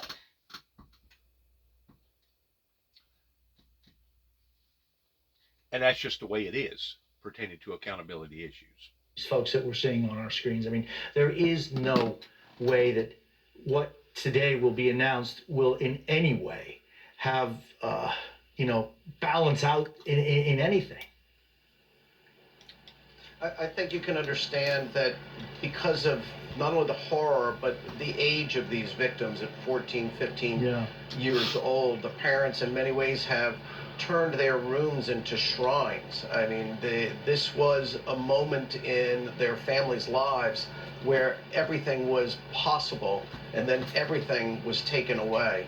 And so closure for anybody who's ever gone through a horrific loss knows that sometimes there is no closure. There is time that allows things to be somewhat dulled. But for these families here, nothing has been dulled because they have been sitting in this courtroom hearing every second of every moment that happened on that February day 4 years ago. I think we should also point out that, as we just heard, that this goes to the judge, and the judge then finally makes the recommendation if it is death. But it's worth noting that in Florida, judges are elected, and so it would be highly unusual, I believe, with just that pressure, that the judge would deviate in any way from what the jury recommends here. I mean, there was a time in Florida where you did not need a majority of the jury to recommend death, and then the judge could go ahead and recommend and actually sentence the inmate to death. But that's changed. We now have to have a unanimous jury. And as we're sitting here, we see Nicholas Cruz there. During the trial, he has been doodling.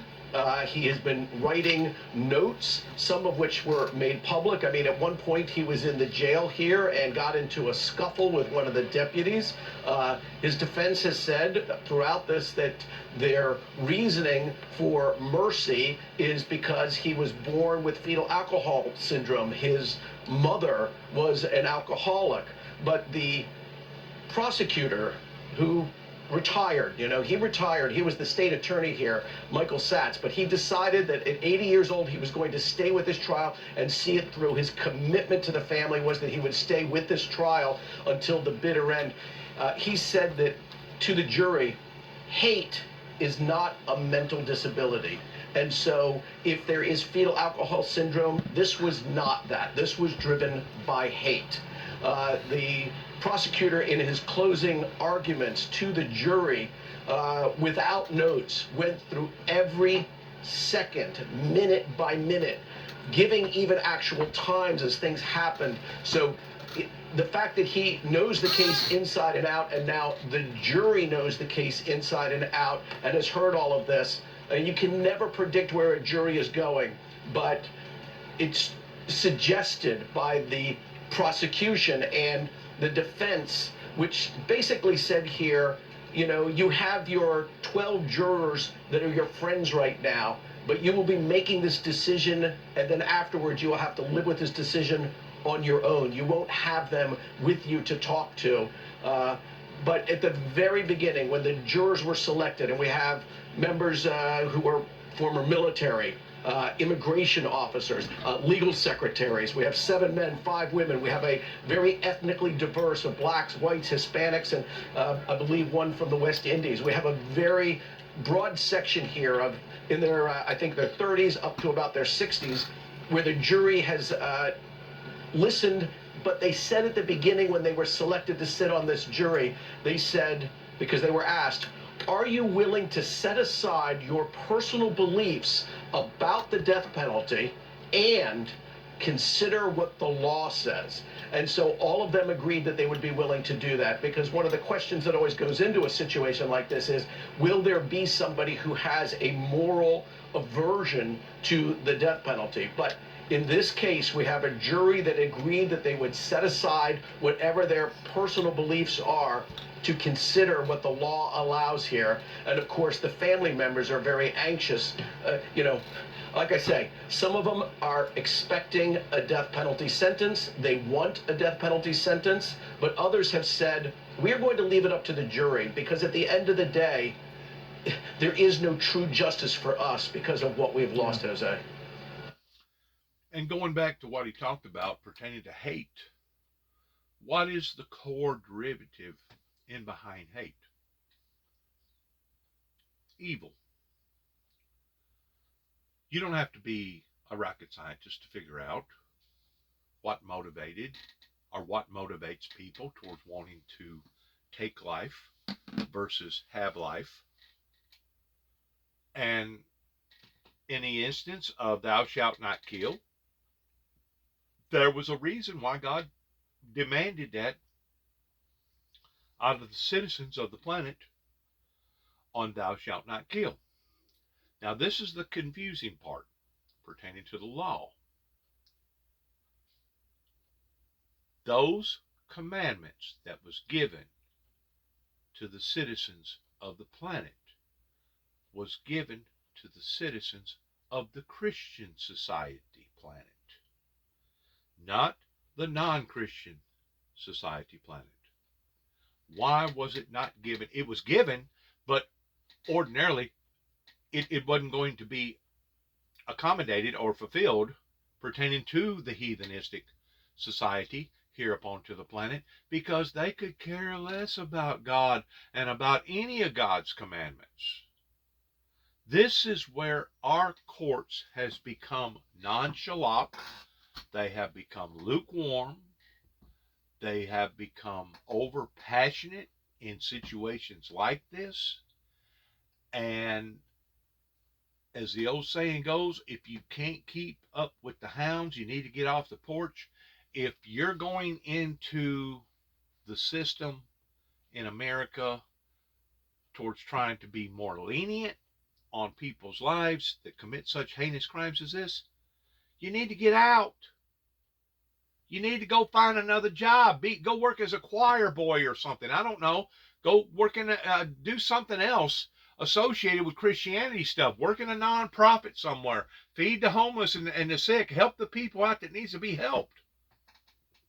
Because what you're doing here in a situation pertaining to the law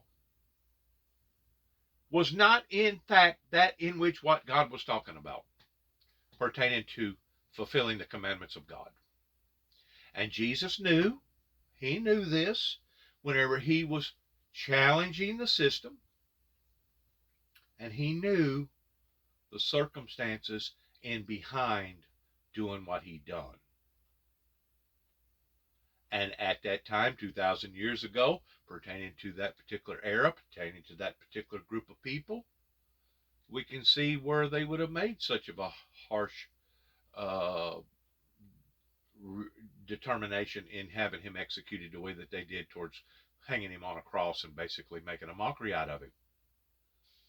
But are we still today that same perverted, evil society to the point that we're actually wanting to abolish good from the planet?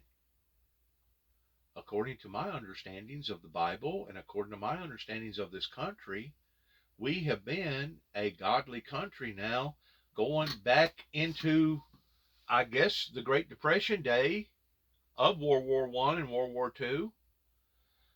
And we've always been a country that wanted to abolish the axis of evil versus support the axis of evil. And that was one of the reasons why that I had to stand in front of a federal judge in Paducah, Kentucky, towards either going and being psychologically studied or possibly getting a felony placed upon to my life pertaining to premeditated murder and wanting to go after not only the spiritual Lucifer, but also the physical one too as well. Whenever our courts gets to the point that it has more leniency towards evil than it does good, then our courts needs to be rectified.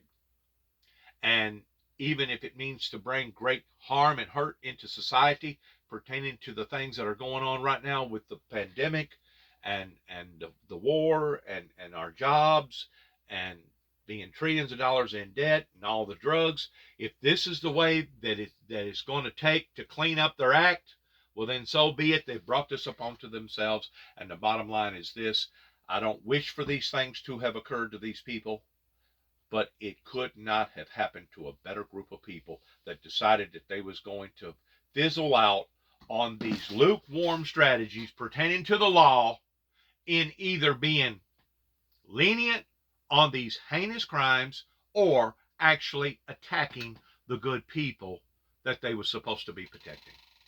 That's what the court stands guilty of here in Northwest Tennessee and up in Washington, D.C. and Kentucky, and as far as I'm concerned, out towards Oklahoma, that purposely wanted to discriminate me toward trying to promote me as me being some sort of a horrible, horrible person, some sort of a monster, simply because I was asking too many questions after me being down in Mount Carmel, staying with them, interviewing with them people, knowing what that them people had went through, and then tying both of them together pertaining to the Oklahoma bombing. These are the characteristics of a wicked, demonic, cruel, indifferent system that now wants to protect its own in being lenient, but at the same time attacking the true godly or the true saintismhood towards trying to attack God. And whenever you have a system that is turned upside down this way here in America, you have a system that needs to be rectified. You have a system that's broken. You have a system that's basically worthless. Like I said, society, I can see where society was wrong in the way that they handled their affairs pertaining to law, either before the Civil War or shortly after the Civil War. And it wasn't until after World War I, whenever we decided to be more lenient. Well, we become lenient, all right. We went from one side of the perspective to the other side of the perspective, to the point that now the law itself has become corrupt. And I feel like that may be one of the things that was motivating Donald Trump in towards him wanting to drain the swamp, or had the intentions of draining the swamp. The only problem was he was using the wrong methods in doing it. He himself was becoming part of the scum on the swamp, because he was going about doing what he was going about in the wrong way by making it a forceful thing.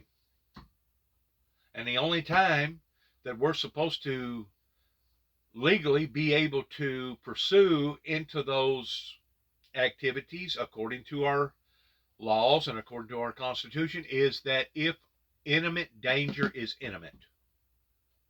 Well, we've just about reached that point now with Putin, the prices, everything going up, inflation, drugs, guns, all the above, that our system is broken, and we're now at imminent danger. We're now at imminent danger. So, was and did Donald Trump actually break the law by wanting to pursue towards wanting to clean up the system, wanting to repair or fix the broken system that obviously has failed so many people that who knows, even to this day, this may turn out to be nothing but a failure. I haven't seen it yet, so let's all see it together. Every single one of those parents that are there, Carrie, their lives forever changed on that February day in 2018. We were just seeing Fred Guttenberg there, who, his life has changed. His focus of life has changed. His 14-year-old daughter Jamie lost her life. There you see Fred Guttenberg, and Carrie, it's like their lives will never be the same, and there is so little that one jury or any one person or system can do to give them any kind of closure. No, Jose, this is, in many cases, politically, this became a rallying point for protection, for gun control, for efforts. We should not forget that the students who survived at Marjory Stoneman Douglas, who rallied, went to Washington, had one of the largest rallies. I mean, this is not just a school shooting that happened in our country. And I've almost sounded, when I say that I'm doing that lightly, because every school shooting is so horrible and so dramatic. But this one galvanized the nation in a way where millions of people gathered and started a movement in this country which has had some incremental successes. And many of those Marjory Stoneman Douglas High School students who were the voices of youth are now in their 20s, but they hang on to this mission to make sure that things will change. I mean, we do know that schools are now very different, especially in Florida. You can't just walk onto a campus. There are fences around the schools. There are locks. You must show IDs. You have to go through certain doors to even get access to a campus. And, you know, it's changed things just for parents going to schools to pick up their kids because they have a tummy ache and need to leave. I mean, everything is different. And so there have been significant changes, but, you know, closing the barn door after the horse got away does nothing for these families who have lost so much and, you know, are now waiting in this courtroom. And neither nor does it do a justice towards what went on down in Texas recently, about 5 months ago, at the ending period of the school over there, whenever that incident happened, especially whenever the officers was called onto the scene and waited as long as what they waited before they initiated into the problem. It's basically the same type of scenario that Donald Trump done whenever he was looking at the outlandishness going on pertaining to the rioting up at the Capitol building for about 3 hours before he ever even spoke in one direction or the other towards trying to resolve it in a peaceful way, even though he was the one that had the big mic. So there's some questions here that needs to be asked about the system and the system being broken, pertaining to a society is bleeding, a society that is thriving the way that it is thriving in the wrong direction towards all the suffering that we have seen since the decision was made 30 plus years ago towards going to the far left versus going to the far right.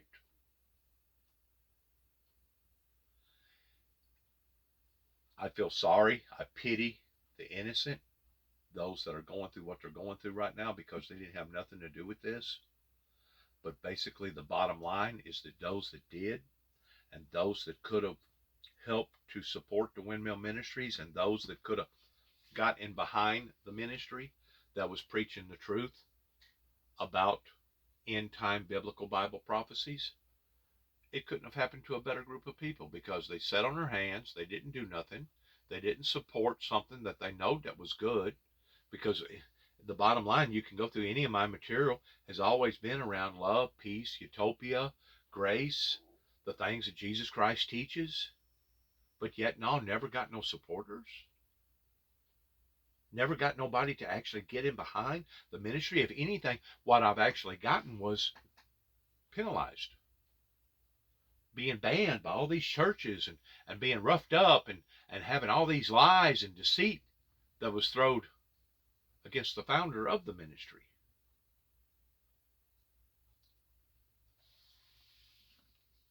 We're living in some very complex, difficult times. And if we don't straighten this out and straighten it out quick and soon, we haven't even began to famine the grief and the despair that is going to befall upon to the American people's lives. Courtroom. We'll have the microphones on here, I think, in a couple moments, and we'll actually hear what it is. The judge will tell them to please, you know, hold a decorum, and we will find out what that jury decision is. In this case, the jurors' names have not been released, and if the jurors decide to talk, it will be at their discretion. They will decide later whether they want to talk about this, and quite frankly, after everything they've been through, they may very well need not only a cathartic expression publicly, but they may actually need to have some psychological counseling, having heard and seen the videos and looked at the autopsy photographs and all. They may need to have some psychological counseling themselves, Jose. Yeah. Carrie, and stay with us. David Weinstein, please stay with us. We're going to take a short break. As soon as the announcement is ready, we will bring it to you live right here on MSNBC. All right, let's go forward. Show a commercial.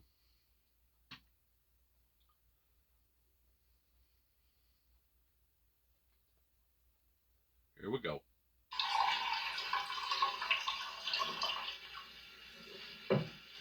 Okay, court is back in session. The lawyers are present. The defendant is present. It is my understanding that the jurors have reached a verdict in this case. Are both sides ready to bring in the jurors? It's ready, Your Honor. Defense? Defense.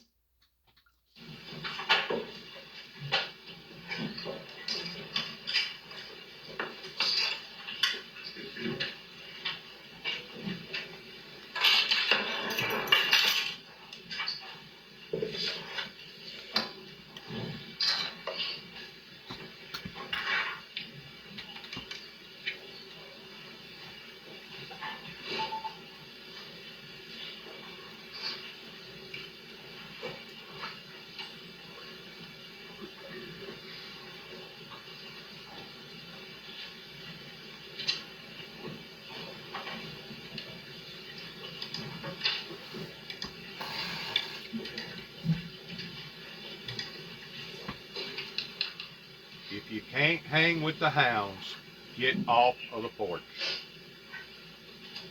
The courts has got a job to do. They need to do it effectively and efficiently.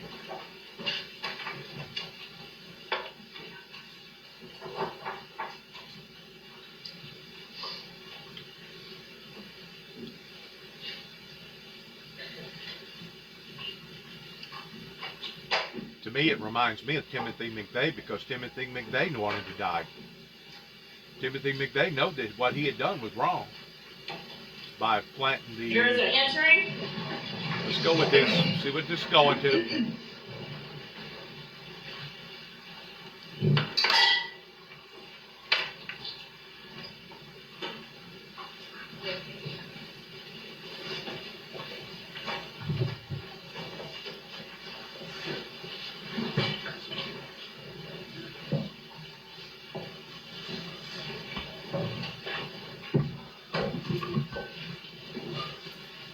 All jurors are present. Okay, the jurors are present. Everyone else may be seated. Ladies and gentlemen, it's my understanding that you have reached a verdict in this case. Mr. Thomas, you're the foreperson. Yes, ma'am. Would you please pass the verdict forms to the bailiff?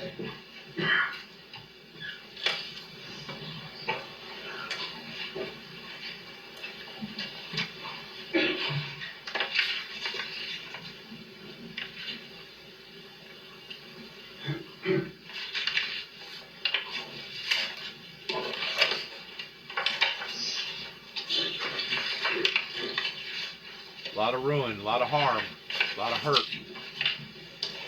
a lot of emotions, a lot of tears, a lot of anxiety.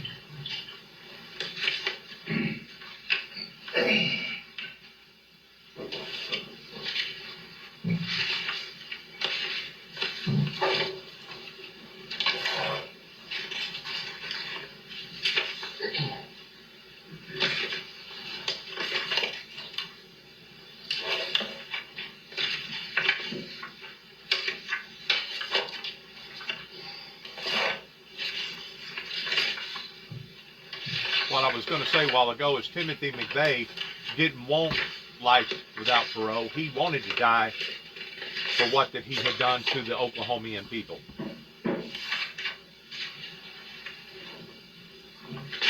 He manned up to his crime. And I believe this individual right here has done the same. He don't want life. He wants to be put down.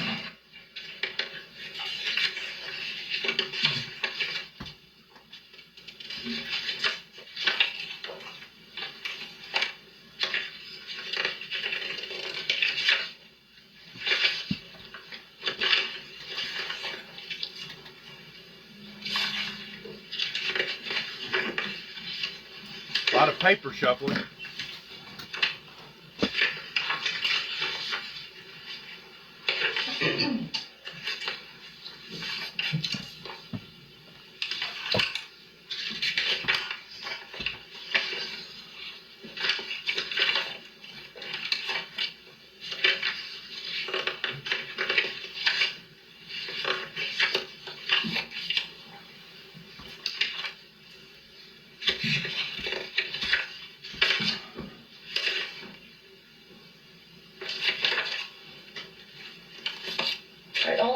verdict forms have been properly executed and dated and signed by the foreperson.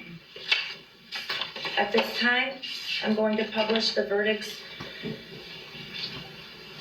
The State of Florida versus Nicholas Cruz, verdict form as to count 1. We, the jury, find as follows as to Nicholas Cruz in this case. Aggravating factors as to count 1, victim Luke Hoyer. We, the jury, unanimously find that the state has established beyond a reasonable doubt the existence of the aggravating factor Nicholas Cruz was previously convicted of another capital felony or felony involving the use or threat of violence to another person. Yes. We, the jury, unanimously find that the state has established beyond a reasonable doubt the existence of the aggravating factor Nicholas Cruz created a great risk of death to many persons. Yes. We, the jury, unanimously find that the state has established beyond a reasonable doubt the existence of the aggravating factor the first-degree murder of Luke Hoyer was committed while Nicholas Cruz was engaged in the commission of a burglary. Yes. We, the jury, unanimously find that the state has established beyond a reasonable doubt the existence of the aggravating factor the first-degree murder of Luke Hoyer was especially heinous, atrocious, or cruel. Yes. We, the jury, unanimously find that the state has established beyond a reasonable doubt the existence of the aggravating factor the first-degree murder of Luke Hoyer was committed in a cold, calculated, and premeditated manner without any pretense of moral or legal justification. Yes. Reviewing the aggravating factors that we unanimously found to be established beyond a reasonable doubt, we, the jury, unanimously find that the aggravating factors are sufficient to warrant a possible death sentence. Yes. One or more individual jurors find that one or more mitigating circumstances was established by the greater weight of the evidence. Yes. We, the jury, unanimously find that the aggravating factors that were proven beyond a reasonable doubt outweigh the mitigating circumstances. No. Signed October 13th by the foreperson. Mr. Benjamin. Verdict form as to count 2, victim Martin Duque. We, the jury, unanimously find that the state has established beyond a reasonable doubt the existence of the aggravating factor Nicholas Cruz was previously convicted of another capital felony or felony involving the use or threat of violence to another person. Yes. We, the jury, unanimously find that the state has established beyond a reasonable doubt the existence of the aggravating factor Nicholas Cruz knowingly created a great risk of death to many persons. Yes. We, the jury, unanimously find that the state has established beyond a reasonable doubt the existence of the aggravating factor the first-degree murder of Martin Duque Anquiano was committed while Nicholas Cruz was engaged in the commission of a burglary. Yes. We, the jury, unanimously find that the state has established beyond a reasonable doubt the existence of the aggravating factor the first-degree murder of Martin Duque Anquiano was especially heinous, atrocious, or cruel. Yes. We, the jury, unanimously find that the state has established beyond a reasonable doubt the existence of the aggravating factor the first-degree murder of Martin Duque Anquiano was committed in a cold, calculated, and premeditated manner without any pretense of moral or legal justification. Yes. Reviewing the aggravating factors that we unanimously found to be established beyond a reasonable doubt, we, the jury, unanimously find that the aggravating factors are sufficient to warrant a possible sentence of death. Yes. One or more individual jurors find that one or more mitigating circumstances was established by the greater weight of the evidence. Yes. We, the jury, unanimously find that the aggravating factors that were proven beyond a reasonable doubt outweigh the mitigating circumstances established as to count 2, Martin Duque Anquiano. No. Signed and dated by the foreperson, Mr. Benjamin Thomas.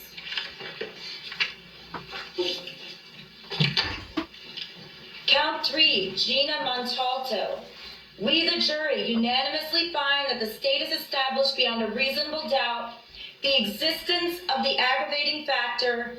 Nicholas Cruz was previously convicted of another felony, capital felony, or of a felony involving the use of threat of violence to another person. Yes. We, the jury, unanimously find that the state has established beyond a reasonable doubt the existence of the aggravating factor. Nicholas Cruz knowingly created a great risk of death to many persons. Yes. We, the jury, unanimously find that the state has established beyond a reasonable doubt the existence of the aggravating factor. The first-degree murder of Gina Montalto was committed while Nicholas Cruz was engaged in the commission of a burglary. Yes. We, the jury, unanimously find that the state has established beyond a reasonable doubt the existence of the aggravating factor that the first-degree murder of Gina Montalto was especially heinous, atrocious, or cruel. Yes. We, the jury, unanimously find that the state has established beyond a reasonable doubt the existence of the aggravating factor. The first-degree murder of Gina Montalto was committed in a cold, calculated, and premeditated manner without any pretense of moral or legal justification. Yes. Reviewing the aggravating factors that we unanimously found to be established beyond a reasonable doubt, we, the jury, unanimously find that the aggravating factors are sufficient to warrant a possible sentence of death. Yes. One or more individual jurors find that one or more mitigating circumstances was established by the greater weight of the evidence. Yes. We, the jury, unanimously find that the aggravating factors that were proven beyond a reasonable doubt outweigh the mitigating circumstances established. No. Signed and dated by the foreperson, Mr. Benjamin Thomas. Count 4, Alexander Schachter. We, the jury, unanimously find that the state has established beyond a reasonable doubt the existence of the aggravating factor. Nicholas Cruz was previously convicted of another capital felony or of a felony involving the use or threat of violence to another person. Yes. We, the jury, unanimously find that the state has established beyond a reasonable doubt the existence of the aggravating factor. Nicholas Cruz created a great risk of death to many persons. Yes. We, the jury, unanimously find that the state has established beyond a reasonable doubt the existence of the aggravating factor that the first-degree murder of Alexander Schachter was committed while Nicholas Cruz was engaged in the commission of a burglary. Yes. We, the jury, unanimously find that the state has established beyond a reasonable doubt the existence of the aggravating factor that the first-degree murder of Alexander Schachter was especially heinous, atrocious, or cruel. Yes. We, the jury, unanimously find that the state has established beyond a reasonable doubt the existence of the aggravating factor the first-degree murder of Alexander Schachter was committed in a cold, calculated, and premeditated manner without any pretense of moral or legal justification. Yes.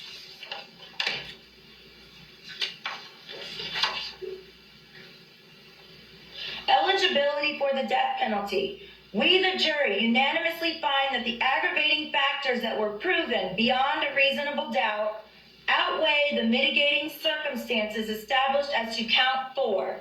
No. Signed and dated October 13th, foreperson, Benjamin Thomas. Verdict form as to count 5.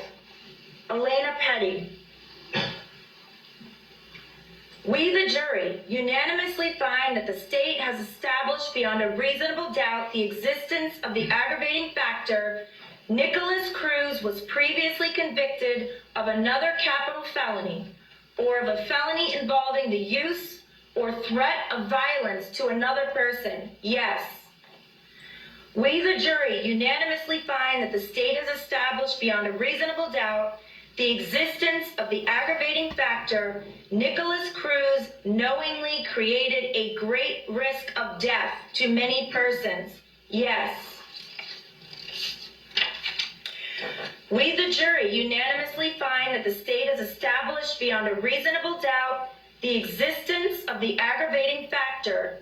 The first-degree murder of Elena Petty was committed while Nicholas Cruz was engaged in the commission of a burglary. Yes. We, the jury, unanimously find that the state has established beyond a reasonable doubt the existence of the aggravating factor. The first-degree murder of Elena Petty was especially heinous, atrocious, or cruel. Yes. We, the jury, unanimously find that the state has proven beyond a reasonable doubt the existence of the aggravating factor that the first-degree murder of Elena Petty was committed in a cold, calculated, and premeditated manner without any pretense of moral or legal justification. Yes. Reviewing the aggravating factors that we unanimously found to be established beyond a reasonable doubt, we, the jury, unanimously find that the aggravating factors are sufficient to warrant a possible sentence of death. Yes. One or more individual jurors finds that one or more mitigating circumstances was established by the greater weight of the evidence. Yes. Eligibility for the death penalty as to Elena Petty. We, the jury, unanimously find that the aggravating factors that were proven beyond a reasonable doubt outweigh the mitigating circumstances established. No. Signed and dated October 13th by the foreperson, Mr. Benjamin Thomas. Count 6, victim Alyssa Al-Hadef. We, the jury, unanimously find that the state has established beyond a reasonable doubt the existence of the aggravating factor Nicholas Cruz was previously convicted of another capital felony or of a felony involving the use or threat of violence to another person. Yes. We, the jury, unanimously find that the state has established beyond a reasonable doubt the existence of the aggravating factor Nicholas Cruz knowingly created a great risk of death to many persons. Yes. We, the jury, unanimously find that the state has established beyond a reasonable doubt the existence of the aggravating factor that the first-degree murder of Alyssa Al-Hadef was committed while Nicholas Cruz was engaged in the commission of a burglary. Yes. You see what I'm saying about all the haggling? We, the jury, unanimously find that the state has established beyond a reasonable doubt the existence of the aggravating factor. Too much red tape. The first-degree murder of Alyssa Al-Hadef was especially heinous, atrocious, or cruel. Yes. How can some of these decisions that's being made right now be made whenever you know for a fact of the individual that done all this? The first-degree murder of Alyssa Al-Hadef was committed in a cold, calculated, and premeditated manner without any pretense of moral or legal justification. Yes. Reviewing the aggravating factors that we unanimously found to be established beyond a reasonable doubt, we, the jury, unanimously find that the aggravating factors are sufficient to warrant a possible sentence of death. Yes. One or more individual jurors finds that one or more mitigating circumstances was established by the greater weight of the evidence. The jury unanimously find that the aggravating factors that were proven beyond a reasonable doubt outweigh the mitigating circumstances established as to Alyssa Al-Hadef. No. Signed and dated October 13th by the foreperson Benjamin Thomas. Count 7, Nicholas Dorette. We, the jury, unanimously find that the state has established beyond a reasonable doubt the existence of the aggravating factor. Nicholas Cruz was previously convicted of another capital felony or of a felony involving the use or threat of violence to another person. Yes. We, the jury, unanimously find that the state has established beyond a reasonable doubt the existence of the aggravating factor. Nicholas Cruz knowingly created a great risk of death to many persons. Yes. We, the jury, unanimously find that the state has established beyond a reasonable doubt the existence of the aggravating factor that the first-degree murder of Nicholas Dorette was committed while Nicholas Cruz was engaged in the commission of a burglary. Yes. Unanimously established beyond a reasonable doubt the existence of the aggravating factor that the first-degree murder of Nicholas Dorette was especially heinous, atrocious, or cruel. Yes. We, the jury, unanimously find that the state has established beyond a reasonable doubt the existence of the aggravating factor. The first-degree murder of Nicholas Dorette was committed in a cold, calculated, and premeditated manner without any pretense of moral or legal justification. Yes. Reviewing the aggravating factors that we unanimously found to be established beyond a reasonable doubt, we, the jury, unanimously find that the aggravating factors are sufficient to warrant a possible sentence of death. Yes.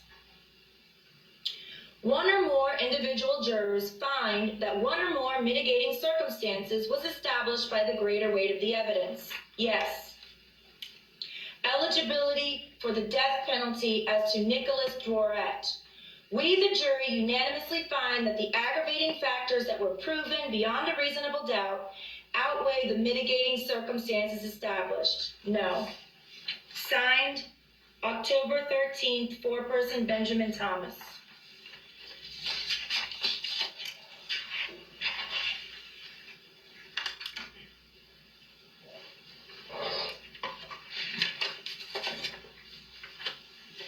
Verdict form as to count 8, Helena Ramsey. We, the jury, unanimously find that the state has established beyond a reasonable doubt the existence of the aggravating factor. Nicholas Cruz was previously convicted of another capital felony or of a felony involving the use or threat of violence to another person. Yes. We, the jury, unanimously find that the state has established beyond a reasonable doubt the existence of the aggravating factor. Nicholas Cruz knowingly created a great risk of death to many persons. Yes. We, the jury, unanimously find that the state has established beyond a reasonable doubt the existence of the aggravating factor. The first-degree murder of Helena Ramsey was committed while Nicholas Cruz was engaged in the commission of a burglary. Yes. We, the jury, unanimously find that the state has established beyond a reasonable doubt the existence of the aggravating factor that the first-degree murder of Helena Ramsey was especially heinous, atrocious, or cruel. Yes. We, the jury, unanimously find that the state has established beyond a reasonable doubt the existence of the aggravating factor. The first-degree murder of Helena Ramsey was committed in a cold, calculated, and premeditated manner without any pretense of moral or legal justification. Yes. Reviewing the aggravating factors that we unanimously found to be established beyond a reasonable doubt, we, the jury, unanimously find that the aggravating factors are sufficient to warrant a possible sentence of death. Yes. One or more individual jurors find that one or more mitigating circumstances was established by the greater weight of the evidence. Yes. eligibility for the death penalty as to Helena Ramsey. We, the jury, unanimously find that the aggravating factors that were proven beyond a reasonable doubt outweigh the mitigating circumstances established. No. Signed and dated October 13th, 2022 by foreperson Benjamin Thomas.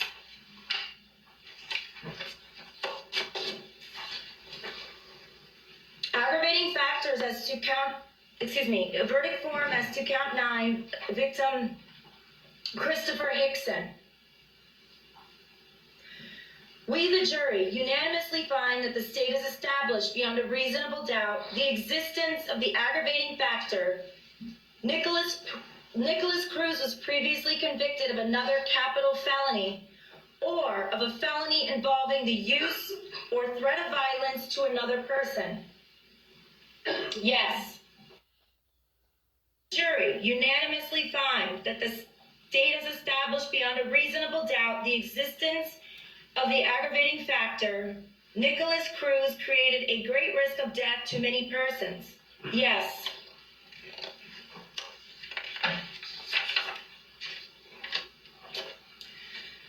We, the jury, unanimously find that the state has established beyond a reasonable doubt the existence of the aggravating factor that the first-degree murder of Christopher Hickson was committed while Nicholas Cruz was engaged in the commission of a burglary. Yes. Yes.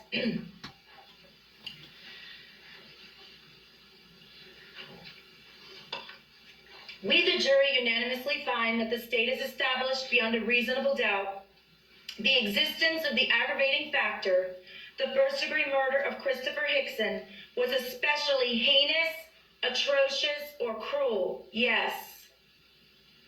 We, the jury, unanimously find that the state has established beyond a reasonable doubt the existence of the aggravating factor that the first-degree murder of Christopher Hickson was committed in a cold, calculated, and premeditated manner without any pretense of moral or legal justification.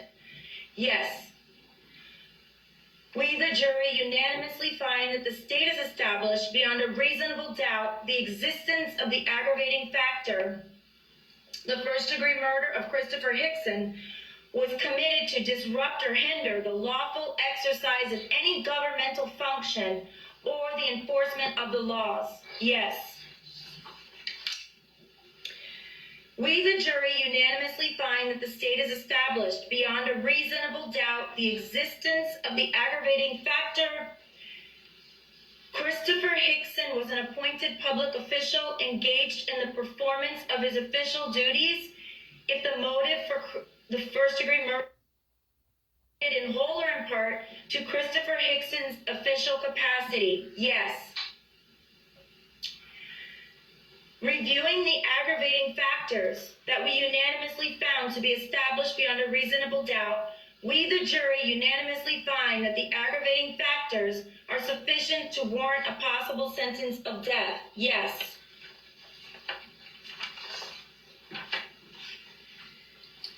One or more individual jurors find that one or more mitigating circumstances was established by the greater weight of the evidence. Yes. We, the jury, unanimously find that the aggravating factors that were proven beyond a reasonable doubt outweigh the mitigating circumstances. No. Signed and dated October 13th, foreperson Benjamin Thomas.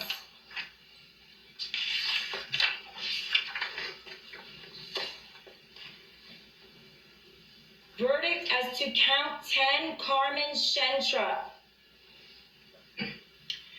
We, the jury, unanimously find that the state has established beyond a reasonable doubt the existence of the aggravating factor that Nicholas Cruz was previously convicted of another capital felony or of a felony involving the use or threat of violence to another person. Yes. We, the jury, unanimously find that the state has established beyond a reasonable doubt the existence of the aggravating factor Nicholas Cruz knowingly created a great risk of death to many persons. Yes.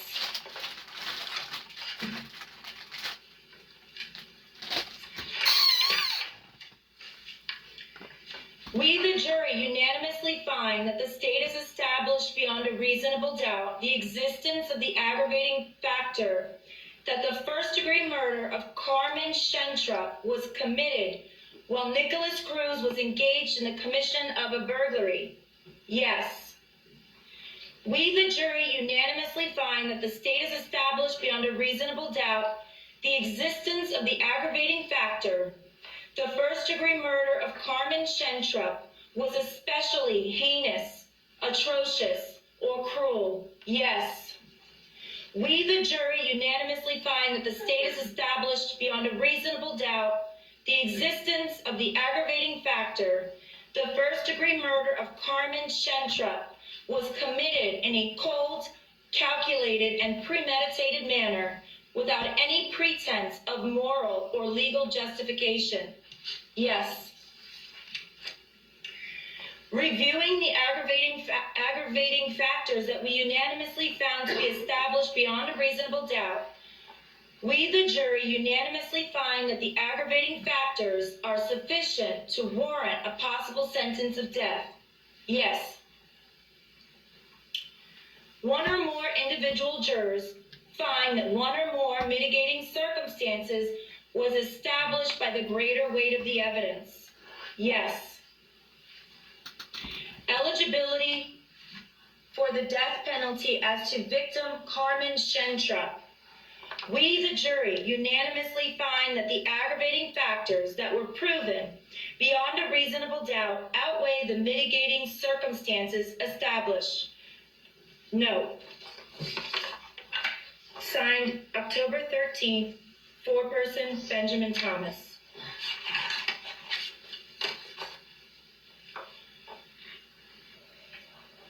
Count 11, Aaron Feist, victim Aaron Feist.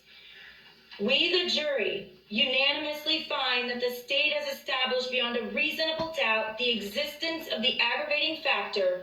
Nicholas Cruz was previously convicted of another capital felony or of a felony involving the use or threat of violence to another person. Okay, for conscientious sake, for time's sake, we're going to go ahead and move forward here because it's pretty obvious. Every one of these accounts are going to be basically the same thing, one way or the other. So let's go on forward until we can get to the final analogy towards just exactly what the end game is going to be here in regards to this. Because they're going to go through this probably another 35-40 minutes in reading these charges. And it's very, very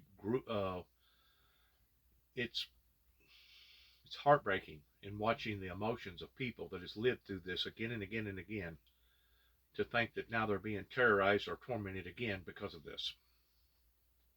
All right, hang on. To express themselves as to the everything that could not be expressed under victim impact, they can express themselves as to crime and what they think should have been the appropriate disposition and sentence. It is anticipated that that could be a lengthy sentencing hearing because it applies to all 34 counts of the indictment. Okay, are you prepared to present that testimony now? No, we're not, Your Honor. And under the statute, it says that the victims have a right to present that testimony, and also, as you know, under the Florida Constitution, the victims have a right to be heard, and that the victim should present that testimony before you announce sentence. Okay, when can we do that on November 1st, which is a Tuesday? Yes, Your Honor. Okay, I'll reset the sentencing for November 1st, Tuesday at 9 a.m. So the defendant will remain in custody of the Broward Sheriff's Office until such time as he's sentenced. Thank you, Your Honor. Is there anything else for today? Nothing from the defense, Your Honor. Okay, thank you. We're in recess.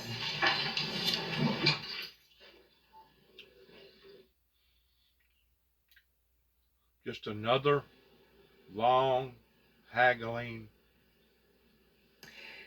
And we have been watching the breaking news unfold in the Parkland mass shooting trial of Nicholas Cruz. Jurors found that for every victim, 14 students and 3 staff members who were murdered at Marjorie Stoneman Douglas High School, all of them were especially heinous, atrocious, and cruel. But in each case, at least one juror found that the mitigating factors outweighed the aggravating factors when they were considering the death penalty for Cruz, who was now 24 years old. That Fort Lauderdale courtroom you could see packed with family members. A few jurors were seen reaching for tissues and wiping their eyes. I want to bring in Carrie Sanders, who was outside the courtroom, Chuck Rosenberg, former U.S. attorney and senior FBI official, and David Weinstein, a Florida-based attorney. Carrie, I was watching the reactions, the faces of those family members. It's impossible to even imagine what they have gone through, what they continue to go through. But talk, if you can, about the families, about the mood and the tension around that courtroom today. Many, in fact, most anticipated that there would be a death sentence. The chief public defender here, Melissa McNeil, had done an admirable job in terms of presenting the reasons to avoid the death penalty, but the family members who had listened to what she said felt that it would fall on deaf ears with this jury, a jury of 7 men and 5 women. I'll just give you a little sense of the makeup who was on the jury, who then chose in this particular case, I think surprisingly to many, to go with a life sentence without the possibility of parole as opposed to a death sentence. One is an IT analyst who had one time worked in construction, owns himself a... That's pretty well going to end this on this particular video here, coming from the Windmill Ministries Missions. We want to keep all these people in constant prayer because of them going through what they have had to have gone through. We want to continue to pray for all the people that are going through various similar type situations pertaining to the devil ruling in evil, intentional ways towards wanting to bring harm and hurt and grief into people's lives, because we are living in the end times, where it does talk about that in the last days Satan will rise up in great wrath because he knoweth his time is short. There's so many emotions, so many feelings, so many nightmarish ideals and anxieties here that I can't even begin to fathom what a great deal of those people was thinking, what that they felt, etc., etc. This is what happens whenever a maniac gets on the loose towards wanting to bring harm and hurt to a civilized society that deserves to be treated in a much, much, much better, humane way. And to think that this is continually festering, opening up old wounds, going through the feelings again and again and again, it, to me, in and of itself is cruelty.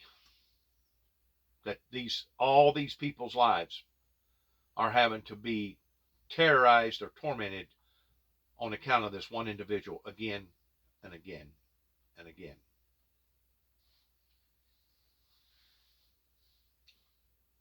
We need to keep each other in prayer, and we need to pray for all of those who are suffering through the hands of evil on a day-to-day level.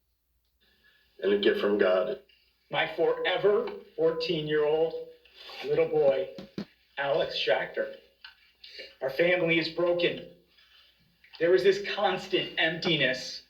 Our life has been shattered and changed forever. Joaquin, I love you, I miss you, and I will never forget that smile of yours. On February 14th, 2018, my heart stopped beating. Our 4th and youngest child, Elena Petty, was taken back home to live with our Heavenly Father. I'm still trying to learn to live with this every day. I miss my son today. I will miss my son tomorrow. I will miss my son for the rest of my life. I now struggle every day with the reality that I didn't get to tell Jamie one last time that I love her. To try to articulate how it has affected me would be for me to rip my heart out and present it to you shattered in a million pieces.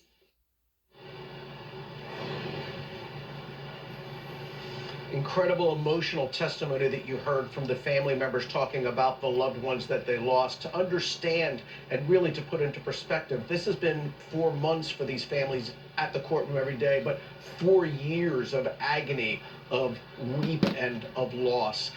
Let's just remind people what happened and who died here on the campus of Marjory Stoneman Douglas. As we take a look at their pictures here, there's Alyssa Al-Hadef. She was only 14 years old. Scott Beagle, 35 years old. Martin Anguano, 14 years old. Nicholas Duarte, 17 years old. Alan Feist, 37 years old. Jamie Gutenberg, 14 years old. Chris Hickson, 49 years old. You may have seen at one point his son, who has mental challenges, left the courtroom there. Luke Hoyer, 15 years old. Carol Loughran, 14 years old. Gina Montalto, 14 years old. Joaquin Oliver, 17 years old. Alina Petty, 14 years old. Meadow Pollock, 18 years old. Helena Ramsey, 17 years old. Alex Schrachter, 14 years old. Carmen Schentrup, 16 years old. Peter Wang, 15 years old.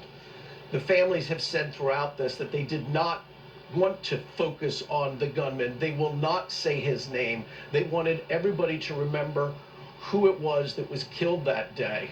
But today, we'll wait to hear what the families have to say and whether they think the jury heard what they hoped they would get and clearly did not. Chris? Thank you so much, Carrie Sanders, for your ongoing coverage of this. David, you practice in Florida. We know that the judge was ready to pronounce sentences, and then we heard the families want to have their say once again. But does she have any real power here now that the sentence, or at least the recommendation for a sentence, has come down, and at least one juror in each count said that they thought that the mitigating circumstances were more than the aggravating circumstances? Can she still impose the death penalty here? No, she can't. She's powerless to impose any sentence other than life imprisonment because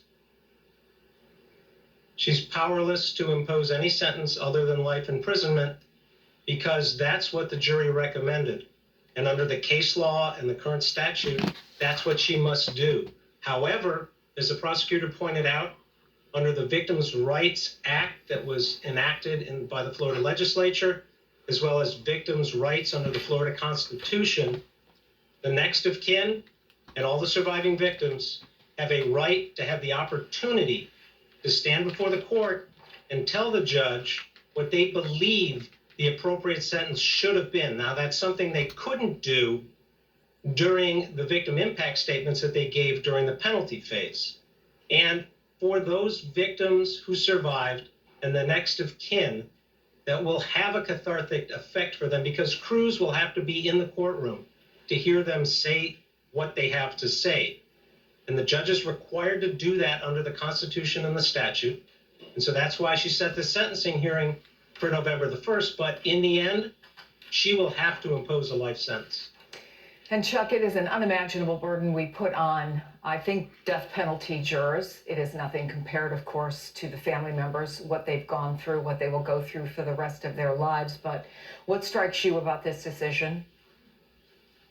You know, Chris, it's interesting to me because I was involved in a case in federal court that came out much the same way, where we thought we were likely to get a death verdict, and turned out one juror made a similar finding that the aggravating factors did not outweigh the mitigating factors.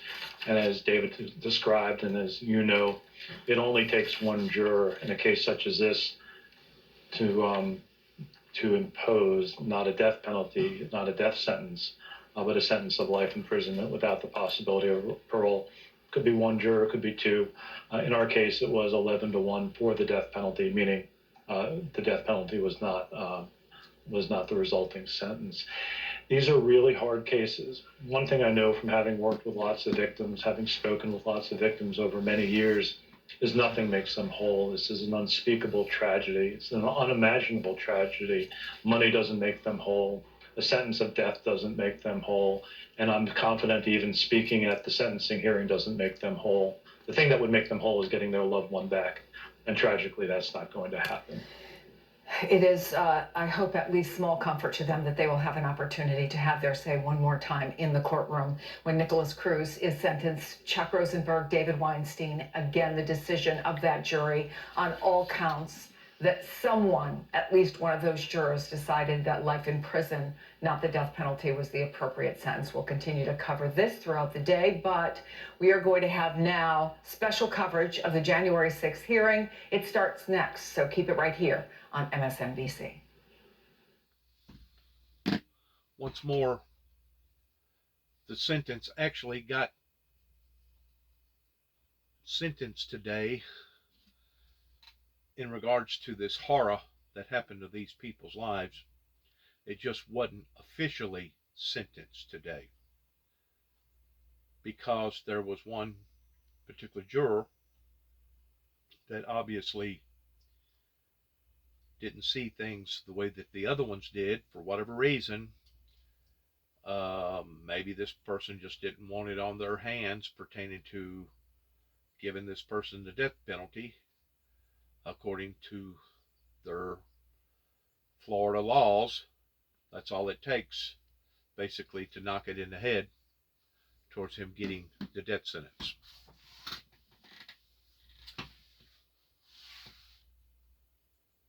It's sad. It's extraordinarily sad of what human beings are having to go through right now just because of the works of the evildoers that are working in and with the wickedness of horrors here up onto this planet. That basically this will send out another signal to those that want to commit such of a heinous crime that, hey, you just have to live in jail the rest of your life. Get used to living in jail, but they'll feed you, provide a heat in the winter, coolness in the summer. They'll even let you have TV, and if you make any friends, you may actually be able to have some commissary. Yeah, your life gets changed, but at the same time, you don't have to consequently sacrifice your own life because you've sacrificed all these other people's lives. This is justice. I guarantee you, if this same case would have come up during the time period that I continue to keep talking about, either before or shortly after our Civil War here in America, there would have been no doubt in my mind that this person would right now be presently dead. And of course, there's other people that argue the fact, well, isn't the fact of him having to live with this and go through his whole life in feeling guilt and shame more punishment than death?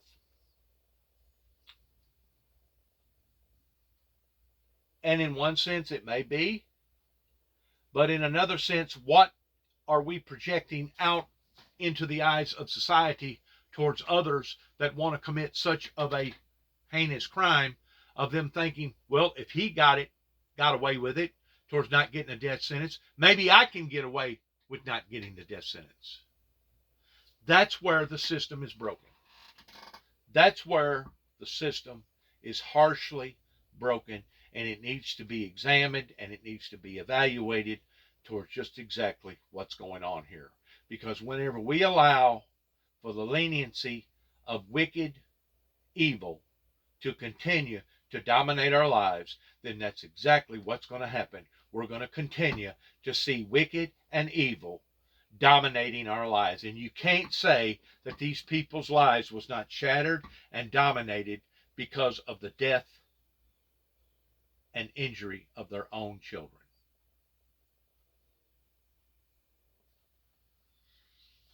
So, once more, it leads me to the last and final question before I end this particular video. What system was the proper and right system? Was it the system before the Civil War here in America and shortly after? Or was it the system that we are now accustomed to after World War I, to the point of all this haggling, all this red tape, going through this, going through that, especially whenever the individual has done already said, I want to die. I don't want to live. I don't want to live because I know that what that I done was heinous and bad, and I deserve the same type of injury that I impugnated upon the others. So, to me, it's an oxymoron. It's non-productive. The system is broken, especially to spend this kind of time, this kind of effort, this kind of money, this kind of grief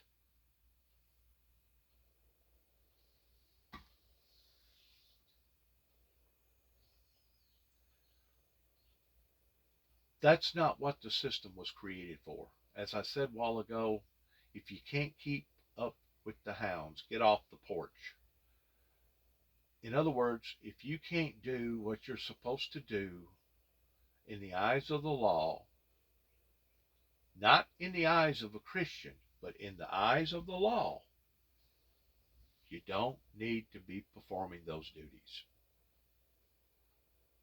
You don't need to be performing those duties because your duties will be performed inaccurately. Going back to the original Judaism law, an eye for an eye and a tooth for a tooth.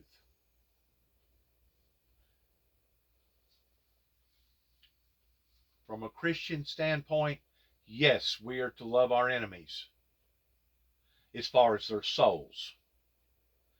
We don't love what that they have done. We don't love what that they are doing. We don't love the things that they are contemplating on doing. But we still love their eternal souls towards not wishing for them to go to hell. From a Christian standpoint, yes, we're to turn thy cheek and offer thy other. But from a legal standpoint, pertaining to our laws has been made a mockery of.